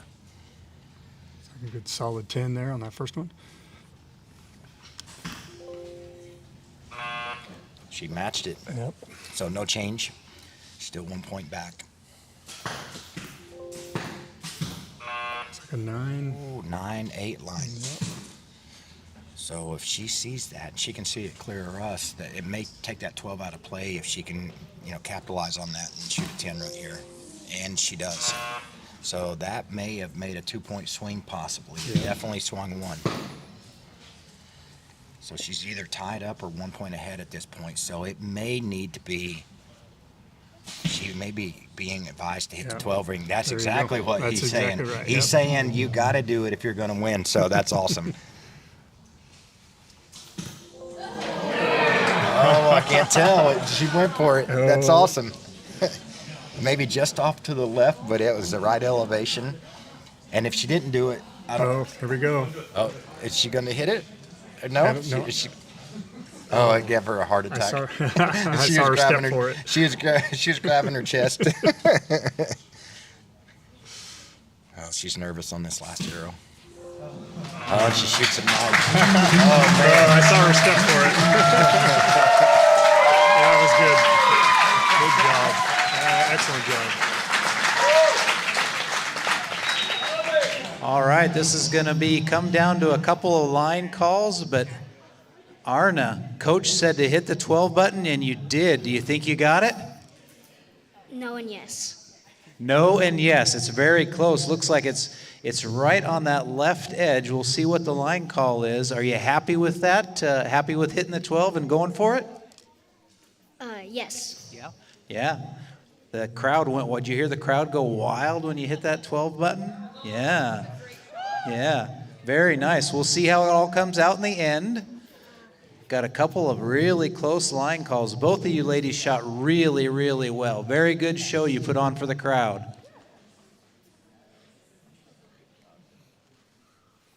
So Adelaide, there was a little confusion there at the end whether you should hit the 12 or not hit the 12. Coach Stephanie said yes, then she said no. What were you thinking?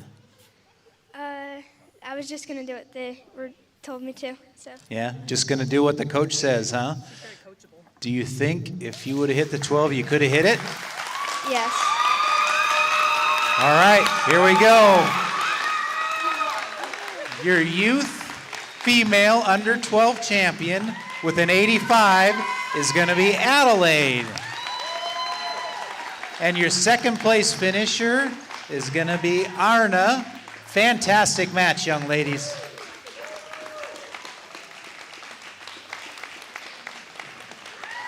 Well done.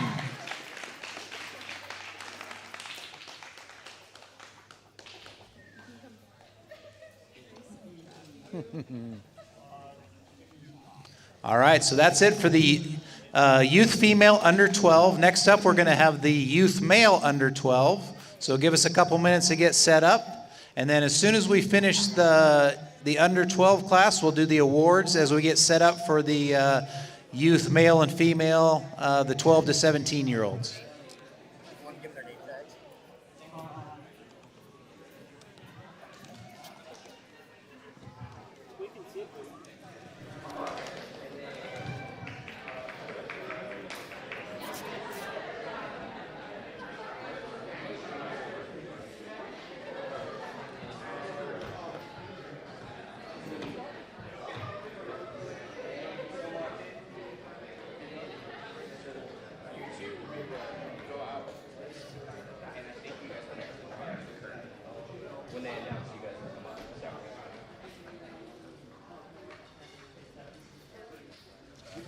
So we have Adelaide, winner. Congratulations. Thank you. So walk us through that last arrow.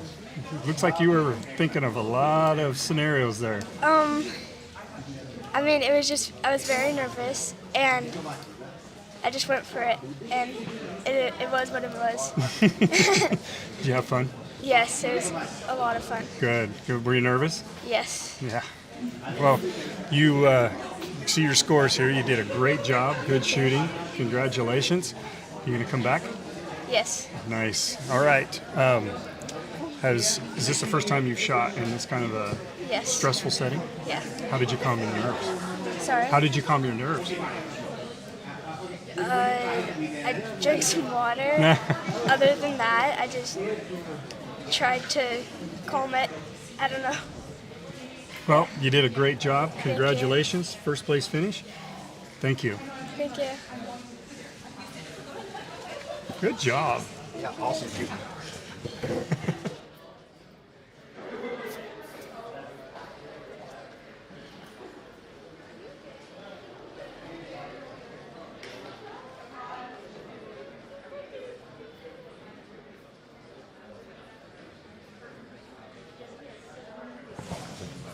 Okay, we're going to take just a minute and while they're getting set up for the next group. First two shooters in the youth male under 12. Our fourth qualifier is going to be Cody Schickers, and our third qualifier is going to be Oscar Hayes.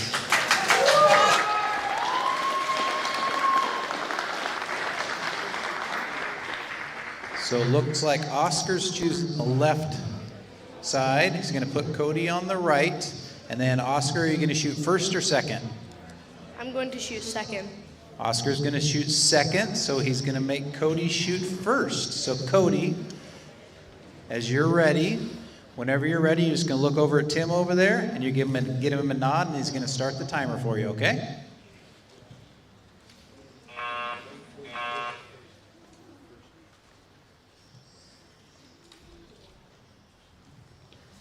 Okay, Oscar on the left, long blonde hair, chooses to shoot second. He's seated above Cody. Yep.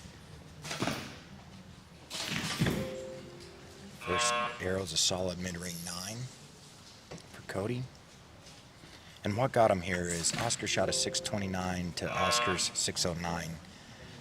So, wow, that's right on the line there. Can't tell on the first shot from Oscar if it caught the 10 or a 9. I'm going to call it a 9 for now. He looks like he kind of rushed out a little bit and collapsed. All right, so this is going to be something that the coach takes back to him, and it's going to be a great learning opportunity, and they'll be able to review this, and they're going to see if he's changed his form or anything like that. So. Yeah, this kind of stressful shooting will point out your weaknesses for sure. Yeah. And it's important to know what they are so that you can improve them in practice and be better prepared. Mm-hmm. Wow, good group. Yeah, good group. Look at that. That looks like it's a 10 and 2 9. It looks like it's a 10 and 2 9s. We're going to go over here and talk to Cody real quick. So Cody, you're shooting a compound. What kind of compound are you shooting, and what arrows are you shooting? Elite Ember and I forgot the arrows. All right, looks like an Elite Ember and some Easton RX7s. All right, what kind of release you shooting? Stan Onyx Clicker. A Stan Onyx Clicker. Oh, that's the same release that Bodie Turner shoots. Did you know that? Yeah. Yeah, you know Bodie? You look up to Bodie? Yeah. You want to beat him someday? Yeah. Yeah. Everybody here wants to beat Bodie someday. You're young enough, you can probably beat him eventually. Yeah. All right. Who do you got in the coach's box for you? My dad. All right. And do you shoot out of a club, or do you just shoot at home? Which archery range do you shoot at? This archery range in Thurston County 4-H. Nice. So Thurston County 4-H, and then you shoot here at Archery World Lacey, huh? Yeah. Nice. Did your dad get you into archery? Kind of. Kinda? All right. So it looks like early on, Oscar's got a 29, Cody's got a 27, so very tight match. Are you guys ready for the second end? No. Oscar says no. All right, we're going to do it anyways. All right. Looks like they're keeping the same order there. Cody's getting ready. So he said yes before he had an arrow knocked and ready. Mm-hmm. He had plenty of time because there's a 10-second countdown, before that, so he had plenty of time. But it would not hurt if he went ahead and had everything ready so he's not rushing or fumbling around with it too. So that'll be a learning experience. Yeah, you never know if you need to let down and, save all those seconds you can. I think it looks like Oscar just looked back at his coach and was like, I punched it. So so he's recognizing it. That's a great thing. Yeah. I think he collapsed a little bit on that and punched it too, so he's anticipating the that thing nerves. happened. Mm-hmm. Yeah, So he's trying to force that shot, that command shot. If you break down any part of the cycle, you can command shoot if you don't break any other part down, but usually it causes a lot of breakdowns. It sure does. So he's the kind of, it looks like he's resorting to, that maximum pressure right now. And I'm sure that's not how he practices, but we see that at Lancaster too. And there's, some of the best shooters some of the best shooters on the planet will admit they punch it at the finals at Lancaster, and you can see them. They won't even touch the trigger, and then they'll punch it, but they don't break you down any other part of the shot, and it'll still go right in the middle. I'm not that person. I can't do that. I'll break down every part. your coach's box, you shoot for letter fly archery, right? Yes, I do. Yeah, and I've seen you around here at least a couple years. How long have you been shooting this shoot? I've been shooting this shoot. I've been shooting. This is my second time here. Yeah, second time. How did you do last year? I did pretty good for, yeah. Yeah, okay. So what kind of bow are you shooting, and what arrows and what release? I shoot a Elite Ember. I shoot Super Drives 23s, and I shoot a True Ball finger trigger. All right, so an Elite Ember, some Easton Super Dive 23s, and a True Ball release. Nice. All right, so early on, after the second end, Oscar's extended his lead a little bit. He's got a 57 to a 50. So now we're going to ask Cody the hard question. If it comes down to it, are you ready to shoot a 12? Probably not. Probably not. At least he's honest. All right, N3, whenever you're ready, Cody.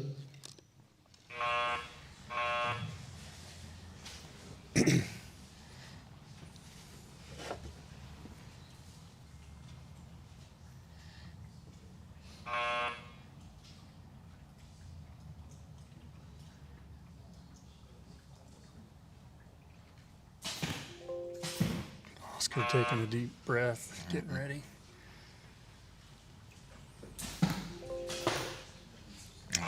He didn't like it. He looked disappointed as soon as he shot it, and he's I recognized it. think he knew, yeah. Yeah, he's trying to process that now. Yep.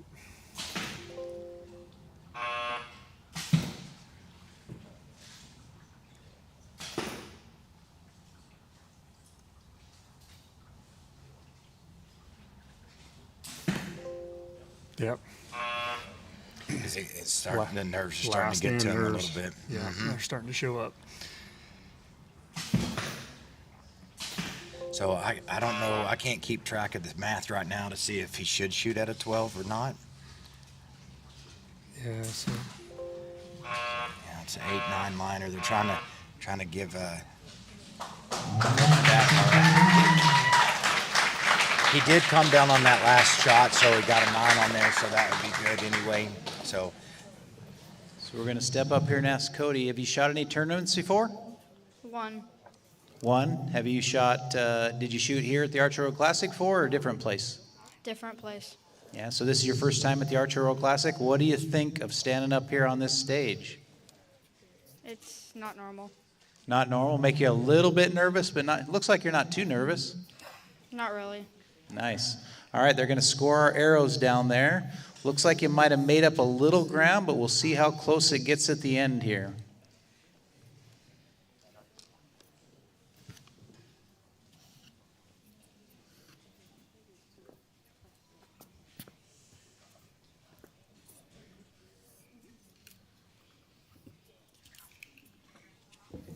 Oh, nice tight match. Cody made up a little ground, finishes with a 76, but Oscar's going to take this match with an 80. So fantastic job, Cody. Cody's going to finish in 4th place.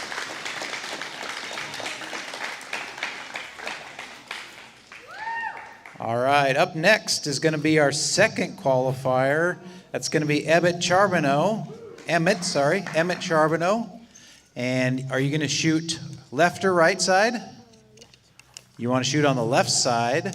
Okay, so you want to move, Oscar? All right, Emmett, and do you want to shoot first or second?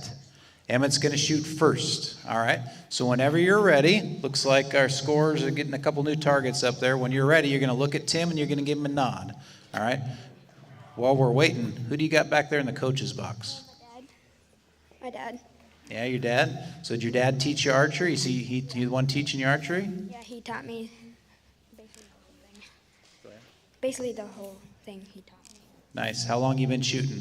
About 7 years. 7 years. Wow. How old are you? I'm 10. Wow. Since you were 3, huh? Nice. That's like a Bodie Turner protege thing, huh? Yeah. Do you shoot around here? I shoot in my backyard basically the whole time. Yeah.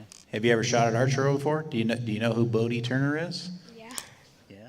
Yeah. Nice. All right. Looks like our targets are ready. You guys ready? Okay. All right. So they're asking if they know about Bodie. My suspicion is yes. Just look down at their feet. They're rocking the Crocs right now. So I don't know if that's a Bodie wannabe Bodie or if it's just that genre or that age. So here we go. Emmett's starting out with a 9. They both got here pretty similar score, 630, 629. Yeah, that's a tight one. I mean, that means after that many arrows, you're talking about those 60. That's all the. It's about 80 arrows of shooting to get to that score.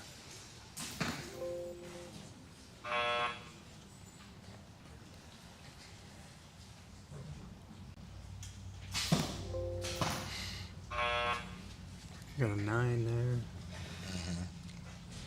Looks like Emmett's at all 3 9s. And it looks like a 10, 9, 8 liner there, so it could be tied up after this first Could see a 12 here. Looks like both boys shooting some good arrows. Emmett. So is this your first tournament, or have you shot tournaments before? I've shot a lot of tournaments before. Oh, so Emmett shot lots of tournaments, yeah? So you have goals to grow up and be a professional archer? Yeah, I just don't have them in my head right now. Yeah, you're still pretty young. You got some time, yeah? What kind of equipment are you shooting? What bow, what arrows, and what release are you shooting? I shoot a Darton. Looks like some gold tips there, and then what release? I don't remember. I can't remember it. Oh, that looks like a Bodie Turner release there too, huh? Is that a Stan Onyx clicker? Yeah. Yeah, everybody's shooting those, yeah. All the cool kids and all the good kids shoot clickers, don't they? Yeah. Nice. All right, they're pulling arrows. Looks like they're turning over the scores. Let's see where we're at. Ooh, we got a tight match early. Emmett with a 27-26 lead over Oscar going into the second end.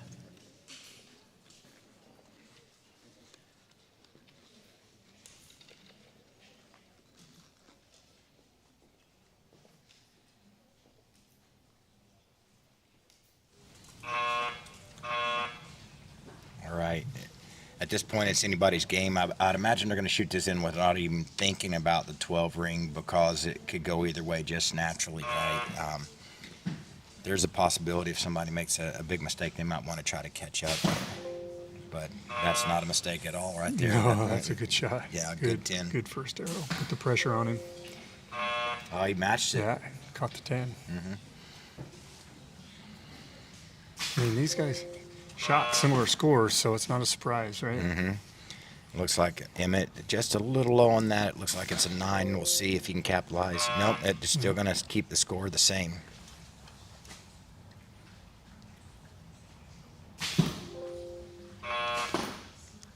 Like a low 9, possibly. And that looks like Oscar could have shot an 8 there. If he does, that's going to drop it back 1 more point. Yeah. So that's going to put that 12 ring in play if it does. Yeah, we'll see if he's going to talk to his coach and get the input. Yeah. Oscar, do you like to shoot indoor archery, outdoor archery, 3D archery? What's your favorite? I shoot all of them. Our club has a lot of shoots. More in the summer, springish, I shoot outdoor with my dad. I shoot indoor with my mom. Sometimes with my dad, but yeah. But do you have a favorite? Anything particular favorite? Indoor, outdoor, 3D? I like 3D. Yeah, nice. How long have you been coached by Stephanie? How long have you been in the club, and how long has she been coaching you? For my whole time, really. Like, my mom was who got me started, and she started at Silver Arrow, so I started at Silver Arrow. Nice, fantastic. So your mom shoots? Yes. Yeah? Yeah, she does. She's better than me, but she's also had more experience. Oh, so she's just because she shot longer, she's better than you? Yeah, you think you'll catch up to her? Yeah, definitely.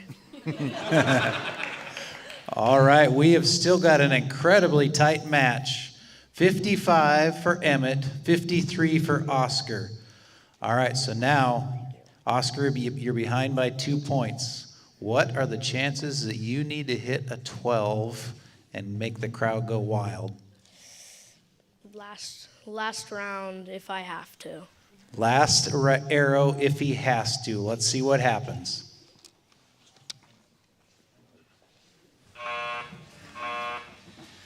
All right, so he knows it's in play. I think he's going to wait to see what Emmett does here, because if Emmett's shooting solid 10s and 11s, he's going to go for that 12. And being last arrow, it's good practice. Yeah, you know. absolutely. So, yeah, so, oh, he shot an 11. Oh, it's tied up now. Yep. So it just became a 2-point swing on one arrow. So Sure. that 12 ring might be out of play again. It depends on what Emmett does here. Oh, he sinks it. It's got a solid 10, it looks like. Yep. And a 9, so it's a back and forth. So Oscar is back by 1 point again, and finishing out with a 10. So to win, Oscar is going to have to hit that. It's a 10. I don't know if he had time to think about I it. don't think so. Yeah, that was quick. Good Oscar's got a couple of great shots down there, all in the gold, and Emmett has got a couple of, looks like at least a 10 and an 11 there, so this is going to be right down to the wire and tight. Emmett, are you still nervous, or are they settling down a little bit? I'm still pretty nervous. Emmett's still a little bit nervous. All right, while they're scoring these up, I'll tell you, the youth male under 12, so we're going to pay two places tonight. First place is going to get a buckle and a gift card for $85, and second place is going to get a gift card for $45. So that's what these boys are shooting for, the chance to win a gift card and maybe get a belt buckle. You guys got a prediction? Who do you think won this one? I think it could be 50-50. What do you think, Emmett? I have no idea. All right, let's see. They're turning over the score. Oh, boy. The suspense. Oh, look at that. Emmett pulls it out with an 84 to Oscar's 83. Fantastic match, boys. Fantastic match. So Oscar is going to finish in third position after some great shooting. Nice job, Oscar. Thank you. I've had a really fun time shooting here. Yeah, great job. We hope to see you back next year, and good luck this spring, or this winter, spring, and summer with your the rest of your archery. All right, up next, we got Rishawn is going to be our top qualifier. Do you want to shoot on the left or the right? Left. Rishawn wants to shoot on the left, and do you want to shoot first or second? First. Rishawn wants to shoot first. He's going to try and put the pressure on Emmett. All right, well, they're getting ready there. Rishawn, let's talk. All right, which club do you shoot for, and how long have you been shooting? So I shoot for Next Step Archery, and I've been shooting for like 1.5 years, but competitively like half a year. So about 1.5 years of shooting and about 6 months of competitive archery. Is this your first time at the Archery World Classic, I'm guessing? Yeah, What do you think of the shoot so far? it's pretty fun. Yeah, I got to watch you shoot earlier today. You shot really well. Do you think you can keep it up with all the pressure on? Yeah. Yeah, you look pretty calm. Are you nervous at all, or just another day for you? I'm not that nervous, but yeah. All right. So let's talk about your equipment. What kind of bow, what arrows, and what release are you shooting? Okay, I'm shooting a Hoyt Cobalt. I have Easton Vectors, and I'm shooting a B3 Mini Exit. All right. Easton and a B3 release.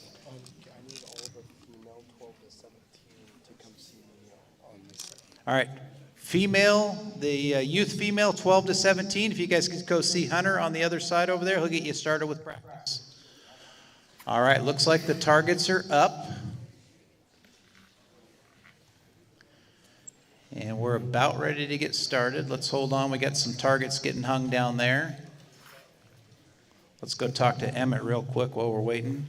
Are the nerves settling at all? Getting a little bit better? A little bit better. Yeah? So you guys are both going to be in the money. You'll be fighting for first and second. Okay, so you're both going to get something out of this. Are you ready to step on the 12 if you think you need it? Not at all.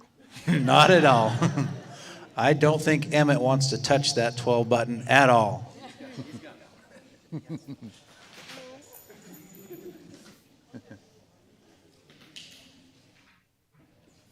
All right, they're hanging a couple practice targets. Make sure they're out of the way down there. All right, looks like we're ready to go. All right, Rashawn, whenever you're ready.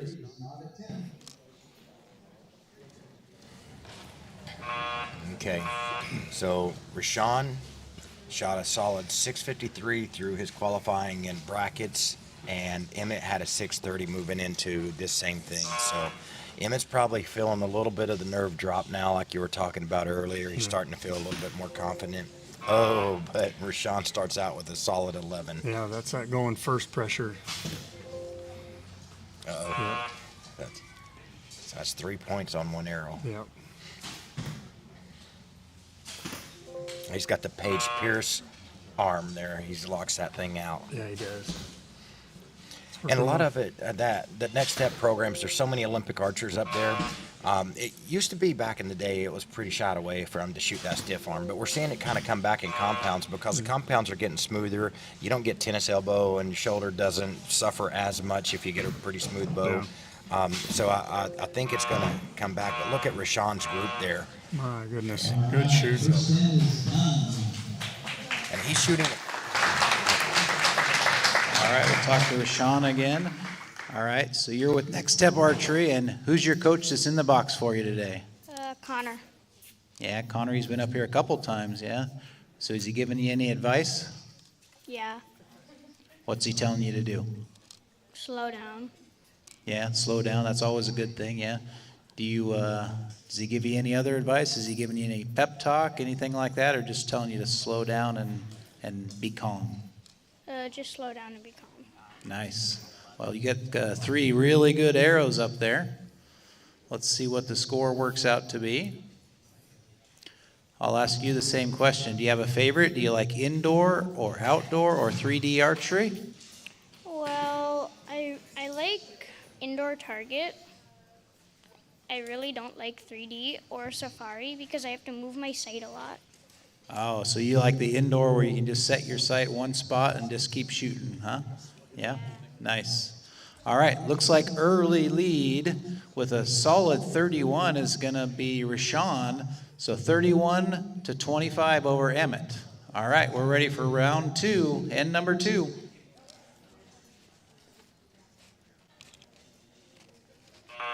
Into the second round. Rashawn's really put up a good score. That's a good solid start.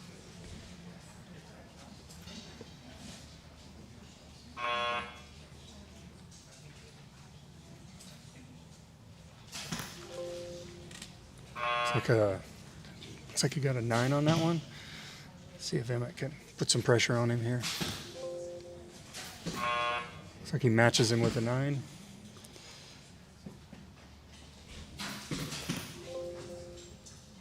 There's a 10.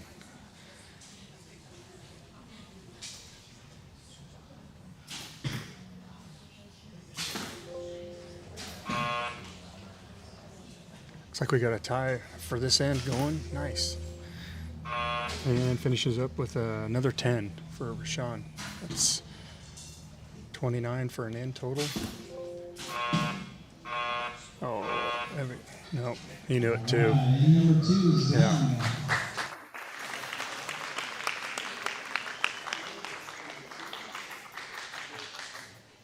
We'll go over here and talk to Emmett. Look like you're a little nervous, huh? Still a little nervous? Yes. Yeah. Yeah, is it the big money on the line that makes you nervous, or just standing up here on the stage in front of everybody? Both. Both, yeah? All right, so you're in the money. You're going to win a gift card. Are you going to keep that for yourself, or are you going to buy mom and dad something? I don't know. Probably me. You, yeah? You know Christmas is coming up. Yeah, I guess. Yeah, I think your mom was in the archery shop looking at some stuff, so you never know. Yeah, I guess. How'd you think that end went? One good arrow. One good arrow? Two. Yeah. Two decent arrows. One got a little away from you. All right. Looks like we got Rashawn with the 61, Emmett with the 53. So knowing that, what do you think about the 12? You think there's any chance? No. Still no chance, huh? All right. End number 3, getting ready to start. Rashawn, whenever you're ready, give Tim a nod.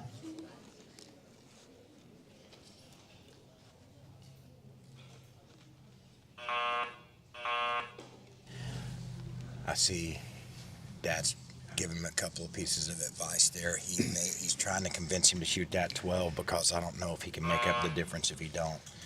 And so now it's this tear between Dad and son. I think Dad's trying to calm him down a little bit. He's admitted he's nervous, so.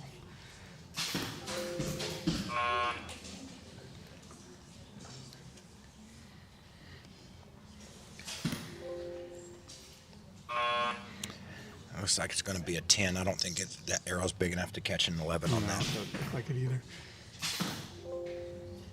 Well, he shot a good 10 there. I don't know how bad that arrow is. Well, they aren't wasting time getting arrows downrange, are they? No, he's not. Neither of them are. So less time to think. He kind of punched that shot just a little bit. He knew it too. Yeah. You know, This will be a big learning experience for him. He knows it. Dad's comforting him. That's good. All right. We're going to let the scorekeepers take care of this, but looking at the targets, it looks like Rashawn's going to walk away with this one. That's what it looks like. It's unofficial. And then Emmett's going to get a solid second place. Let's talk to Emmett first. How'd you think that end went? Okay. It looked like it went much better to me, yeah? A couple of really good shots there. What'd you think of the pressure of being up here on the stage? I don't know. Not too bad? Are you going to plan on coming back next year and shooting the Archery World Classic? Probably. Yeah. How old are you? I'm 10. 10. So you got 2 more years you can shoot in the youth male under 12, right? Yeah. Maybe next year you come back and move up one place, right? Yeah. Yeah. All right. Fantastic. So they're turning over the scores now. And it looks like Rashawn's going to take this one 91 to 81. But fantastic job, Emmett. You're going to get a solid second place finish and a $45 gift card. And let's talk to Rashawn here, our winner. How'd that go for you? Pretty good. 91's a very solid score, especially up here on the stage. How do you think you shot today? Great. All right, any big plans for that $85 gift card? I don't know. Mom and Dad, maybe a nice gift for Coach? I am buying a new bow soon, so probably for that. Oh, he's buying a new bow, so he's going to save up his gift card and maybe get a new bow out of that. Fantastic. All right, we're going to do the awards here in a second. So right now, everybody's getting set up for the youth male and female 12 to 17 class. Just stick around for a few minutes, and we'll do our awards and then get you guys out of here.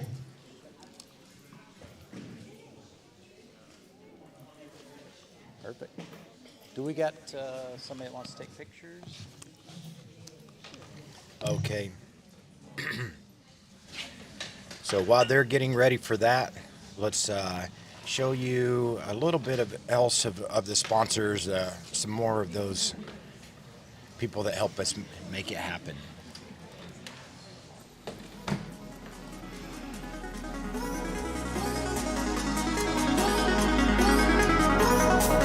Thank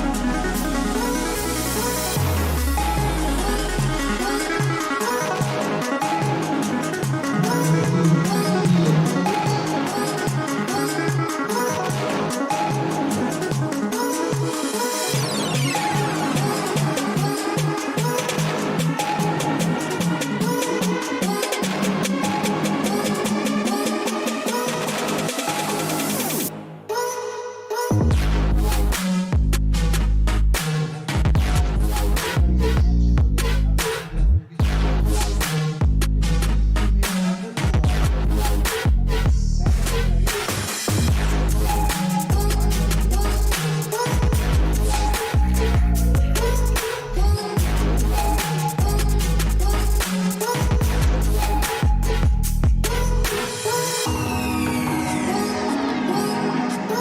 a very nice Archery World Classic belt buckle is going to be Adelaide Holmes.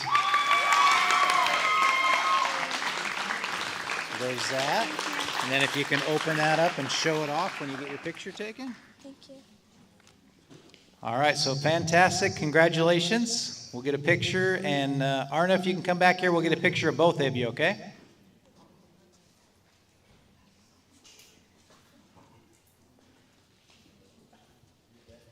Congratulations, young ladies.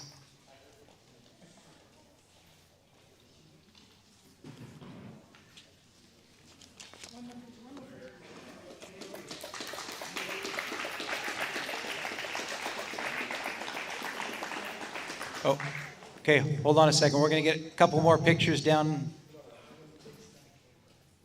Oh, face that camera? Okay. Let's get up here and face this camera so we can get you on film.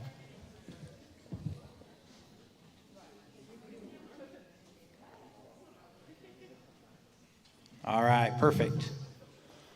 All right, congratulations, ladies. You can put that back in. All right, and now we've got our youth male under 12 in second position with a gift card for $45 is going to be Ebbett Charbonneau.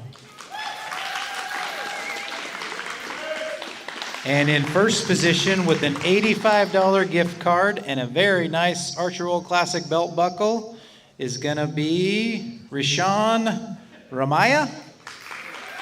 All right. So open that box and show it off for everybody. And then if you guys look over at the camera over there, okay?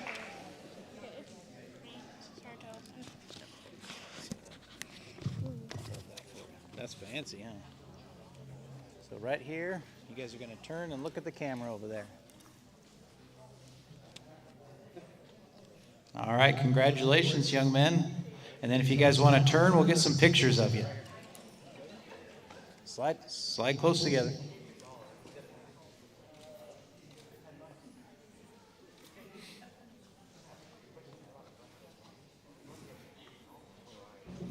All right, great job. Congratulations. Here, Deshaun, you can put that in there. All right, we'll take a. Might have lost our battery. Test.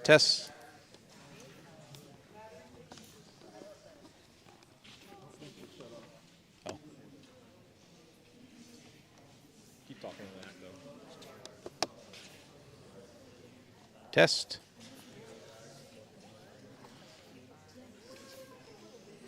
All right, looks like we lost our speaker. We're getting set up for the start with the youth female 12 to 17 class, and then we'll go into the youth male 12 to 17 class.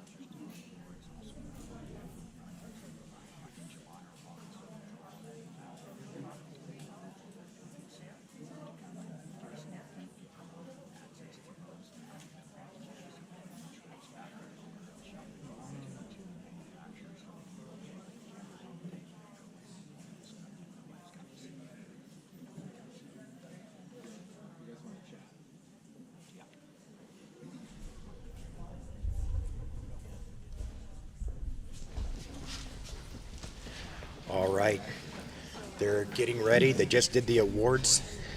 They're getting ready to shoot the next ends. Looks like we're getting lined up. These will be 20 yards now. Yep. Let me pull up. I got a couple of screens I'm working with here. I'll pull up the right thing we need to work on.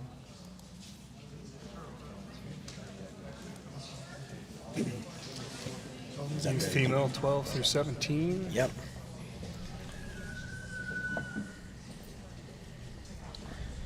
So this, James, if you can switch it to the bracket round, or the shoot up round page that I'm on right now. Okay, let's talk about this. So this is the layout here. So Claudia with the 662, just ahead of Brooke with the 556, and then just ahead of Haley with the 552 and a 534. That's a really tight from first to fourth as far as the qualifications go and what got them there. So that's really going to be a tight match. That tells me, without even thinking about it, that it could go either way at either match. Yeah. When you're shooting. First two competitors, we got Elizabeth and Haley. They've been warming up on the side, so they'll be ready when they come in just to start scoring, it looks like. Yep. And that's going to give Haley lane choice and then shooting first or second, so she's going to get to choose from that since she was seated higher.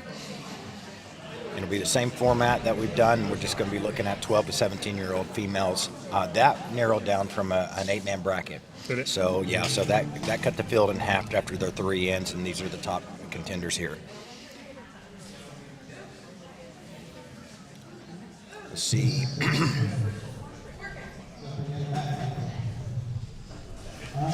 Next up, we got the youth female 12 to 17.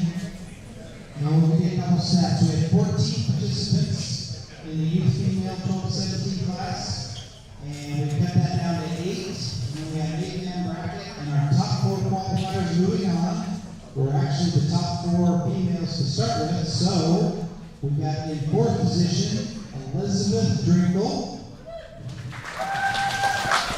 And she's going to be starting off against Haley Kamira.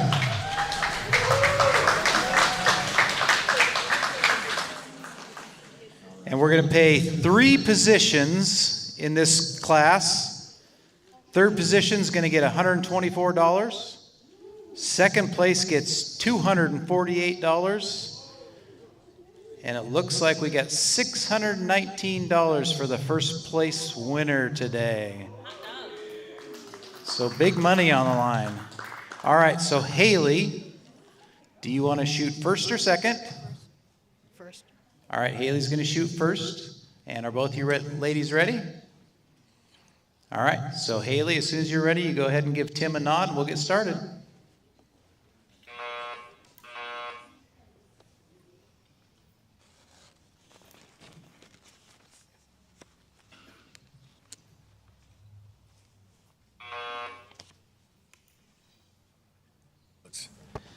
Haley looks like she's got a Bowtech Reckoning in her hand.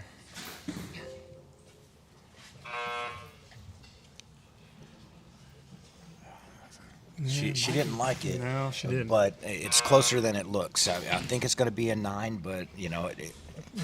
that look told me like it was going to be way out there. It's not as bad as it seems, but A low 8 there.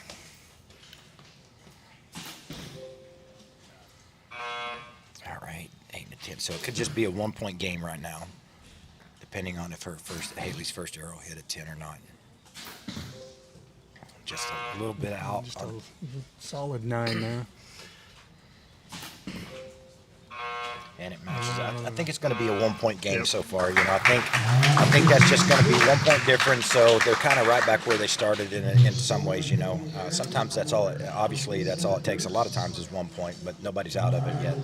It's early. The nerves haven't kicked in yet. Later in the last round. And who do you shoot for? Next Step Archery.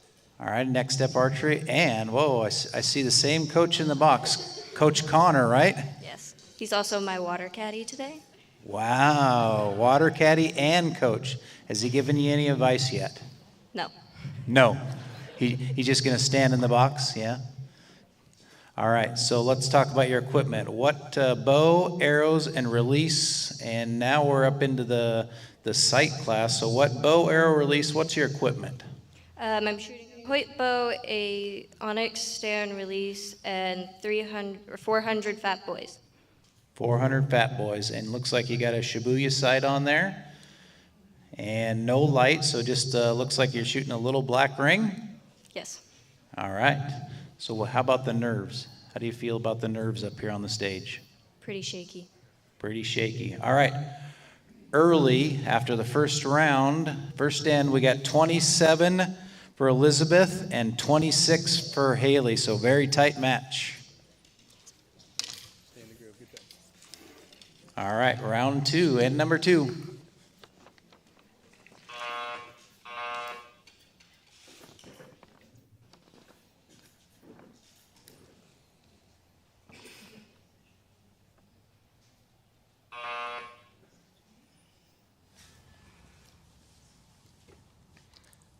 So it looked like Elizabeth chose to shoot second on that one. She got the high score, so she got to choose. Okay. Low 9. Uh-oh, that's going to hurt. Yeah. That's a 6. And I'm sorry, a 7. That's a 7, so that's going to swing at a decent amount there. So that just swung it into Haley's favor. It's 35-34 right now, and Haley's going to try to capitalize on it, so she's going to hit an 11, so she's going to have to follow that up, and she does. Oh, wow, Yeah, good, so good. she's got it. She either needs a 12 ring here to kind of bring it back.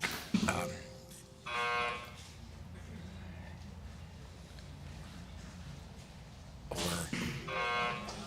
Just trying to get she did it. She Yeah, made up for it. So She did, yeah. That's really good. So it's good to show that she's working under that pressure. She made a mistake. She didn't let it get in her head. Yeah, just focus on making a good shot.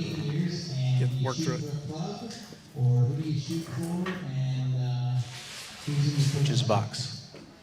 Hamburger. My father's in my coach box. So you don't shoot for any club, just shoot at your house, or do you shoot at an archery range or any place? I shoot at Kenmore. Kenmore? All right, and your dad's in the coach's box, huh? All right, let's talk about your equipment. What bow and arrows and sight and release and everything? Bowtech Reckoning Gen 2, and I have a VTech 25. And then I have this release. Looks like a Stan Onyx. Is that the clicker? All right. And what do you got? It looks like we got an Excel sight. And what kind of scope you got there? I have no idea. No idea. Okay. All right. The guys are down there scoring everything. Let's see how we look now. Oh, after two ends, we've got a tie, 56-56. All right, I'll ask both the ladies here. If you need it, are you prepared to hit the 12 button? No. Haley says no. What about Elizabeth? No. No. All right, no 12s it looks like. Not going to get any 12s out of these girls.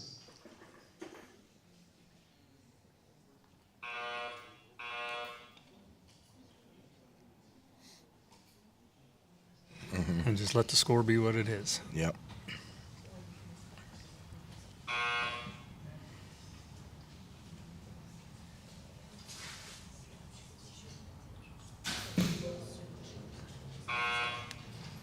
Yeah, same little spot there, so it could be an alignment or light.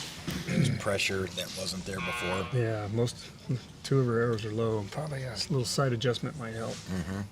And again, they're shooting 20 yards now, so these, that 11 ring that they're hitting is the size of a dime. It's about 1.5 centimeters in diameter. It's not big at all. Mm-hmm.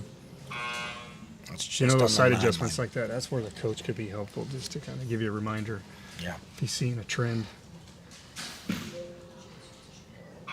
Yeah, low down. All those are down low again, too. She caught that 10 on that last one. And, that might be an 11.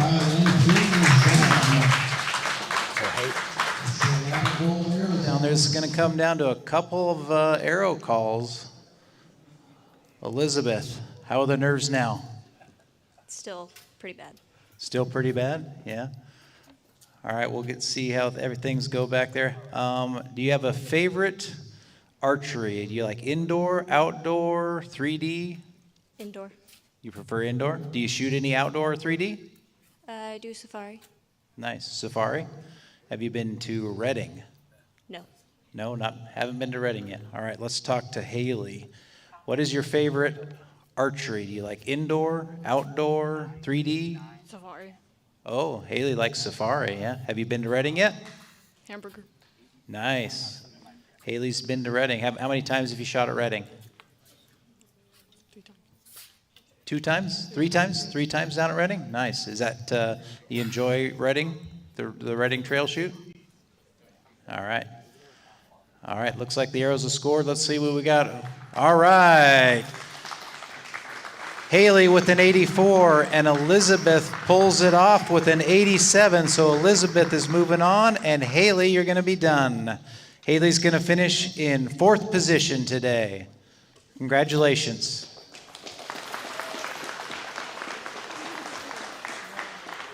All right, up next is our number 2 qualifier. That's going to be Brooke Kimura. So Brooke is up next. You want to shoot left or right, and first or second? All right, so Brooke's going to be right. All right, they're going to hang a couple new targets. So we'll ask Brooke about her equipment. Looks like you're a lefty. And tell me what kind of equipment you got there.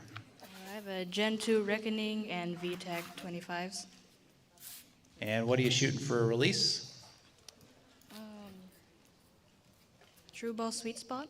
Looks like a true ball sweet spot. So that's a hinge style release with a safety. All right, what's your scope and your sight? Good question.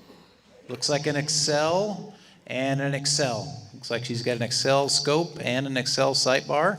Looks like a ham ski rest. All right, looks like we got our target set up there. All right, so whenever you're ready.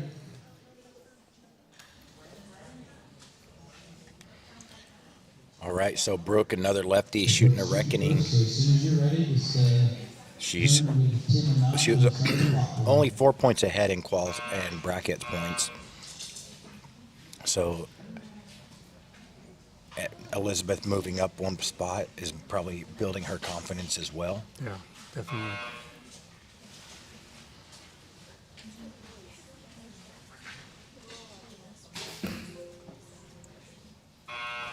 Starts out with a 9 at 1 o'clock. Yeah, it looks like she executed the shot well, though. Oh, I saw her collapse. So Yeah. Elizabeth looks like she was giving up on that shot right when it broke, and I wonder if she knows that. Mine climbs high like that too, high and left. You know, if I don't give it to it. Yep. She's back. So she shot. Looks like that's right on the 10 line. I think that caught a 10.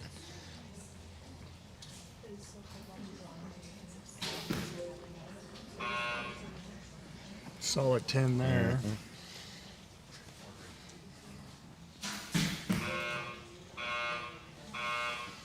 All right. Looks like Brooke's going to have a couple of 3 points on her. Unofficially. Good. A decade, 12 years, or 10 years, 10 years? All right, and how old are you? 17. 17, all right. And do you have a favorite discipline in archery? You like indoor, outdoor, 3D, field? I like safari outdoor. Safari? So how many times have you been to Reading? I think 3 times. Yeah, 3 times? Nice. All right, and I'm going to ask you, I know who you got in your coach's box, but who do you got in your coach's box? I have Christine. Yeah? Does Christina coach you, or is she just standing there for moral support mostly? Both. All right, I'll ask you the big question that I ask everybody. If it comes down to it, are you ready to hit the 12 button? No. No. Nobody is ready to hit the 12 button. You know, the crowd goes wild if you hit the 12 button. They don't care. They don't care what the crowd wants. All right, looks like we got an early lead for Brooke, 28-27.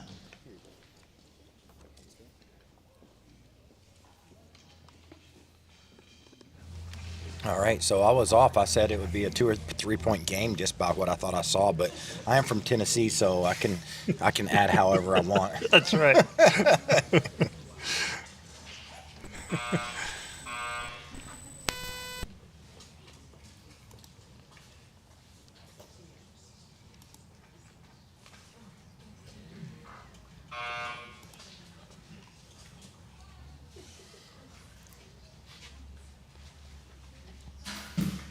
So Elizabeth's first match, her first round was a little rough, but she settled in and started hitting 11s. Let's see if she can do that. Yeah, she here. did.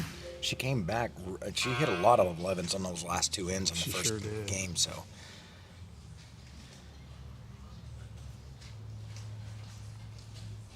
like Dave was saying, she's shooting a sweet spot. So that's a hinge release. There's no trigger on it. There's a safety to help you draw it back so it don't accidentally shoot while you're drawing it. But then essentially what happens is there's two sears that fall apart when you get to a certain angle. And so it's considered back, you use back tension on both styles of shooting, but that's why you're seeing that follow through, because she's really pulling on that thing, and then it doesn't let her decide when she's going to shoot. It's just a position, and she's got one job: aim and pull. Okay. That's I think we got a 2 So point. Elizabeth, are the nerves getting any better? Yes. A little bit? Calming down a little bit? All right. Do you have any pets at home? I have one grumpy old man dog. One grumpy old man dog. All right. Do you have any brothers and sisters? I have one brother. Does he shoot archery? Yes. Is he better than you, or are you better than him? I believe I've passed him. Oh, she's past him. How old's your brother? 18. Oh, so you're better than, and how old are you? 14. So 14, and you're better than your brother who's 18, huh? Yes. If I asked him, would he say the same thing? I have no idea. You have no idea? How many tournaments have you shot? Is this the first time you shot the Archery World Classic? No, it's not the first time I've shot the Archery World, and I cannot count how many times I've shot tournaments. Lots of tournaments then. So you have lots of experience? All right, fantastic. Looks like we've still got a very tight match. And Brooke has taken a 56-54 lead over Elizabeth, going into end number 3.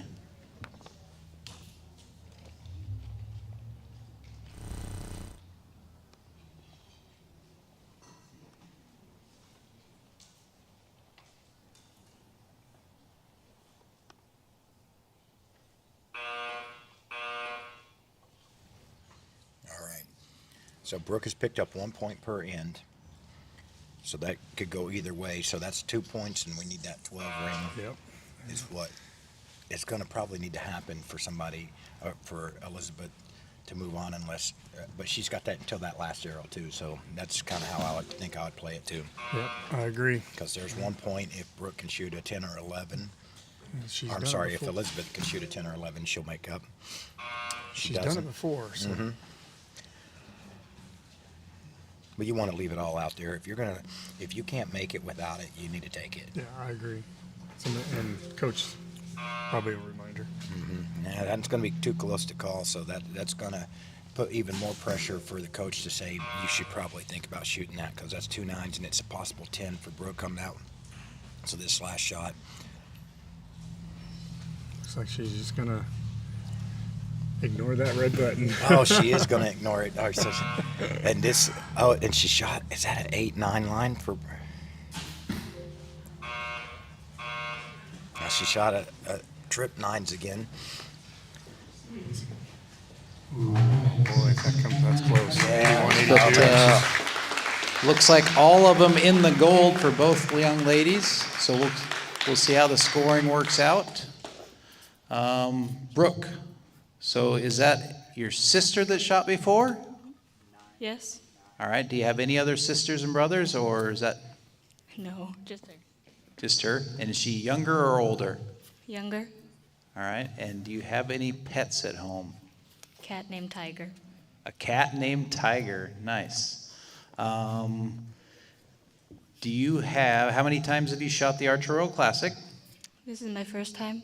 First time. Fantastic. So making the podium on your first try. Fantastic job. What's the schedule look like for the rest of this year? Not really sure. Yeah, just taking them as they come? Are you planning on going back to Reading this year? Yeah. Nice. All right, looks like they're tallying up the scores. They've pulled the arrows. Let's see what we got. All right, looks like Brooke holds on to her 2-point lead and takes this one 83-81. Elizabeth, fantastic job. Looks like you're going to finish in 3rd position, so great job. All right, up next is going to be our top qualifier. That's going to be Claudia House. And Claudia, do you want to shoot on the left or the right? Okay, Claudia wants to shoot on the right, so she's going to move Brooke. And do you want to shoot first or second? First. All right, Claudia's going to shoot first. All right, they're going to hang a couple of new targets. So we're going to ask Claudia, how long have you been shooting archery? Consistently like 2 years. So. 2 years. So do you shoot for a club, or do you shoot at an archery range, or you just shoot at your house? How do you practice archery? I don't shoot with any club, and actually this is my home range, so I come and shoot here. So you shoot out of Lacey? Nice. Do you come and shoot the leagues on Tuesday?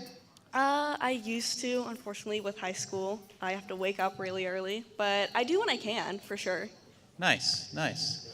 All right, looks like we got a couple targets hung up down there. Are your ladies ready to get started? All right, so Claudia, you're going to be up. Just take a look at Tim and give him a head nod when you're ready to shoot. All right. So here we are, Claudia against Brooke. Claudia is the defending champion too. So Claudia won this last year in the young adult female, so 12-17. So she's guaranteed first or second, but I can tell you she won't be satisfied with second if she won last year. She's going to want to defend that title.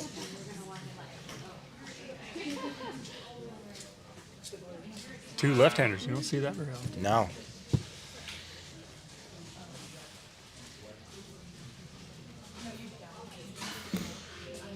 Oh, started out solid. Nice. I don't know the diameter of that arrow, but it's inside the 10 line, it looks like. So that's got a chance to catch that 11. A little hot, coming in at 9, a little tall.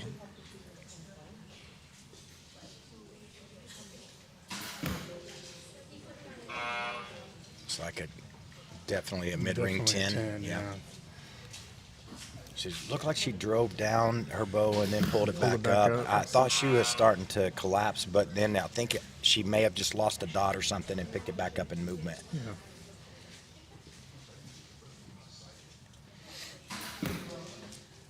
Working through it. There's another 10. Yeah. Starting out solid. Yeah.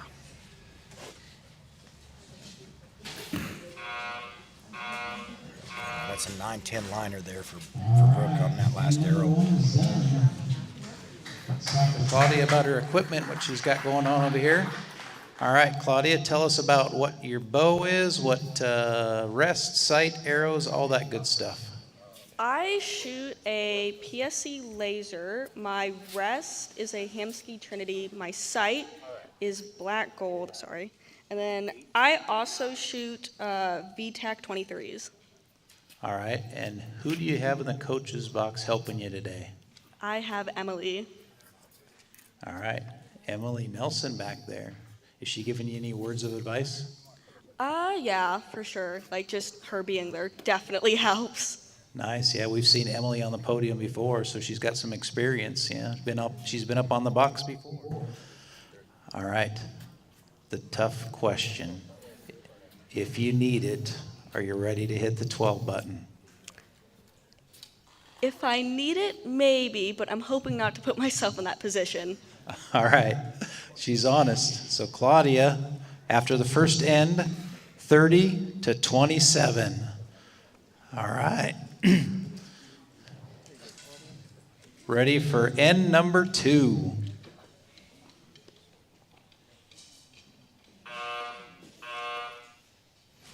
All right, so I'm wondering if Brooke is starting to think about that 12 because of that. So I think after this end, we'll see. But it's only one more point, so it's just a 12 ring, and there is an 11 in play. So it's got to be just a 1-point game to really want to have to shoot at it, because just shooting at the middle, you're going to shoot at 11s anyway. Well, that makes it a little bit more real. Yeah, doesn't it? that does change it a little bit, because there's 3 points out there if she hits an 11 right here. She got a 9, so she picked up a point.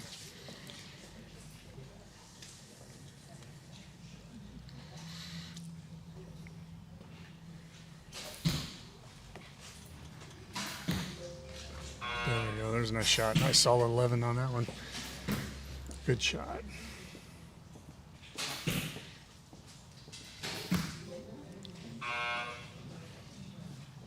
She backed it up. She's got a solid 11 also.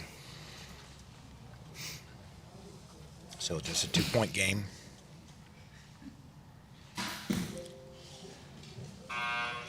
That's too hard to call from here. So it looks like it may catch a 10 from the bottom. It's gonna be a 9-10 liner. 11 there. That's an 11. It looks like there too. If that's the case, that could Unofficially even it up or 59, 58. Yeah, it evened up or shifted it over just a little bit, so it's going to be close. So it's helping out. Kind of both. She told me to like just make sure I'm like breathing. Yeah, that's important. Yeah. So are the nerves settling in a little bit, or you're still a little bit nervous up there on the box? Still nervous. Yeah, and still no chance of a 12? Nope. No chance. All right. Looks like all the girls have it in the 12 ring. A couple of very close. Looks like both girls have at least one 11 and then a couple of close ones. So let's see what the score is going to turn out to be. My guess is it's going to still be very tight. Oh, very tight. Brooke makes up a point. It's now 58 for Brooke, 59 for Claudia, going into the third and final end.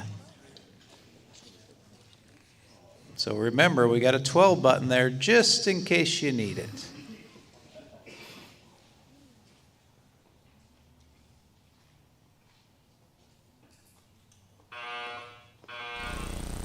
So what'd they say? $600 on the line for this, right? Yeah, it's a lot of cash and a buckle.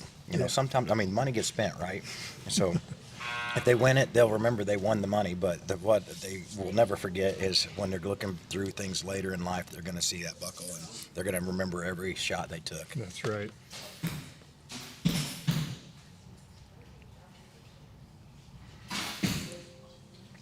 Yeah, I saw it right just before it broke. She a little strong. Okay, so she's going to regroup. Wonder if Emily's going to give her some advice there. Uh-oh. No. So it's that last in nerves that you're talking about. So it looks like it's still the same. Still a 1-point game, yeah. Mm-hmm.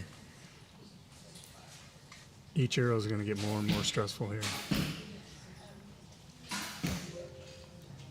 Tall 10. Yeah, solid. All right, that's going to put a little bit more pressure on Brooke now.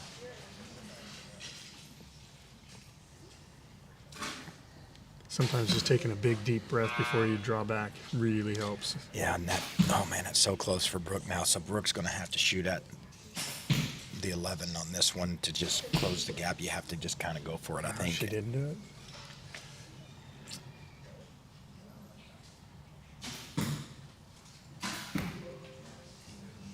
And another 10.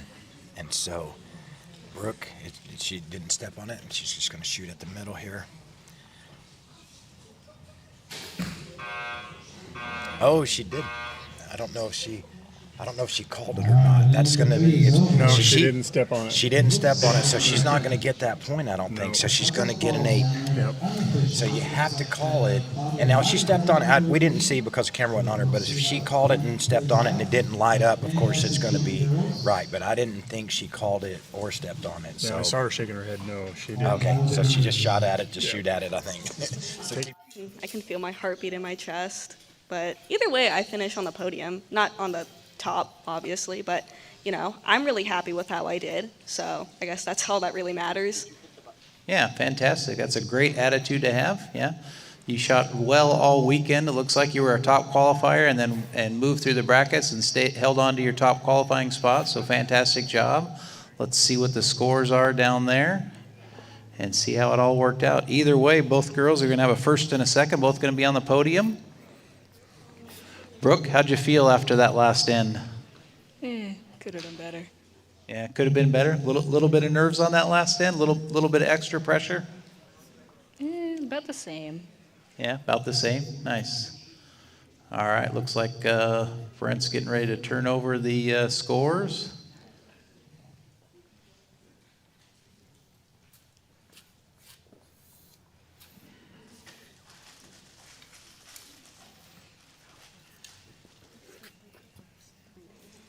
All right, final score, Brooke with an 82 and Claudia with an 87. Congratulations, young ladies. So Claudia is going to take the win. She's going to get a check for $619. And Brooke is going to get second place and $248. So fantastic job, ladies. Fantastic job. Yeah, you want to get her? And next up, we're going to have the last event for the evening. We've got the youth male, 12 to 17-year-olds. So we're going to get set up for them and get this finished up.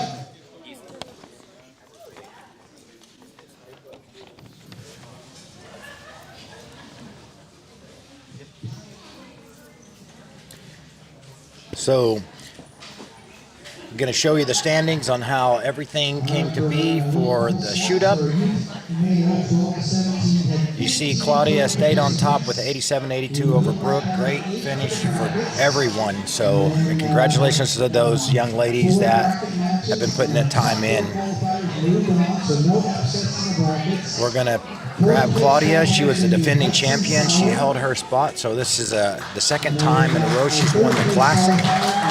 And she's coming to the booth right now, so stand by and we'll get her. So Ty, you're going to shoot first or second and left or right. Ty's going to shoot first and he's going to shoot on the right. All right, and these young men are shooting for All right, third place. I'm sitting here with Claudia. I know you love doing this part right here. Sure. Yeah, so I kind of force her to when I come in and I see her. I make her say hi to me. So congratulations on defending your title from last year. Thank you. And for winning again. So that's hard. How did that pressure affect you, knowing you had to come in? Knowing second wouldn't be satisfying because you won last year. Explain that. There was definitely a lot more pressure than there was last year because like I had so many people tell me like, oh, you should come in, defend your title, and on top of really just winning, I didn't want to like, I guess, get a huge check, obviously, more than I wanted to, finish first again. That was definitely huge pressure, and I felt that so much on the last in when it was so close. Well, we were talking about that because money will get spent, right? It's a big pot of money, but For that sure. buckle was probably assumed was more important for you overall than defending that championship. Absolutely. Well, congratulations, and we'll see you at the awards booth. All right. Okay. Thank you. All right, we're turning over right now to the youth male 12 to 17.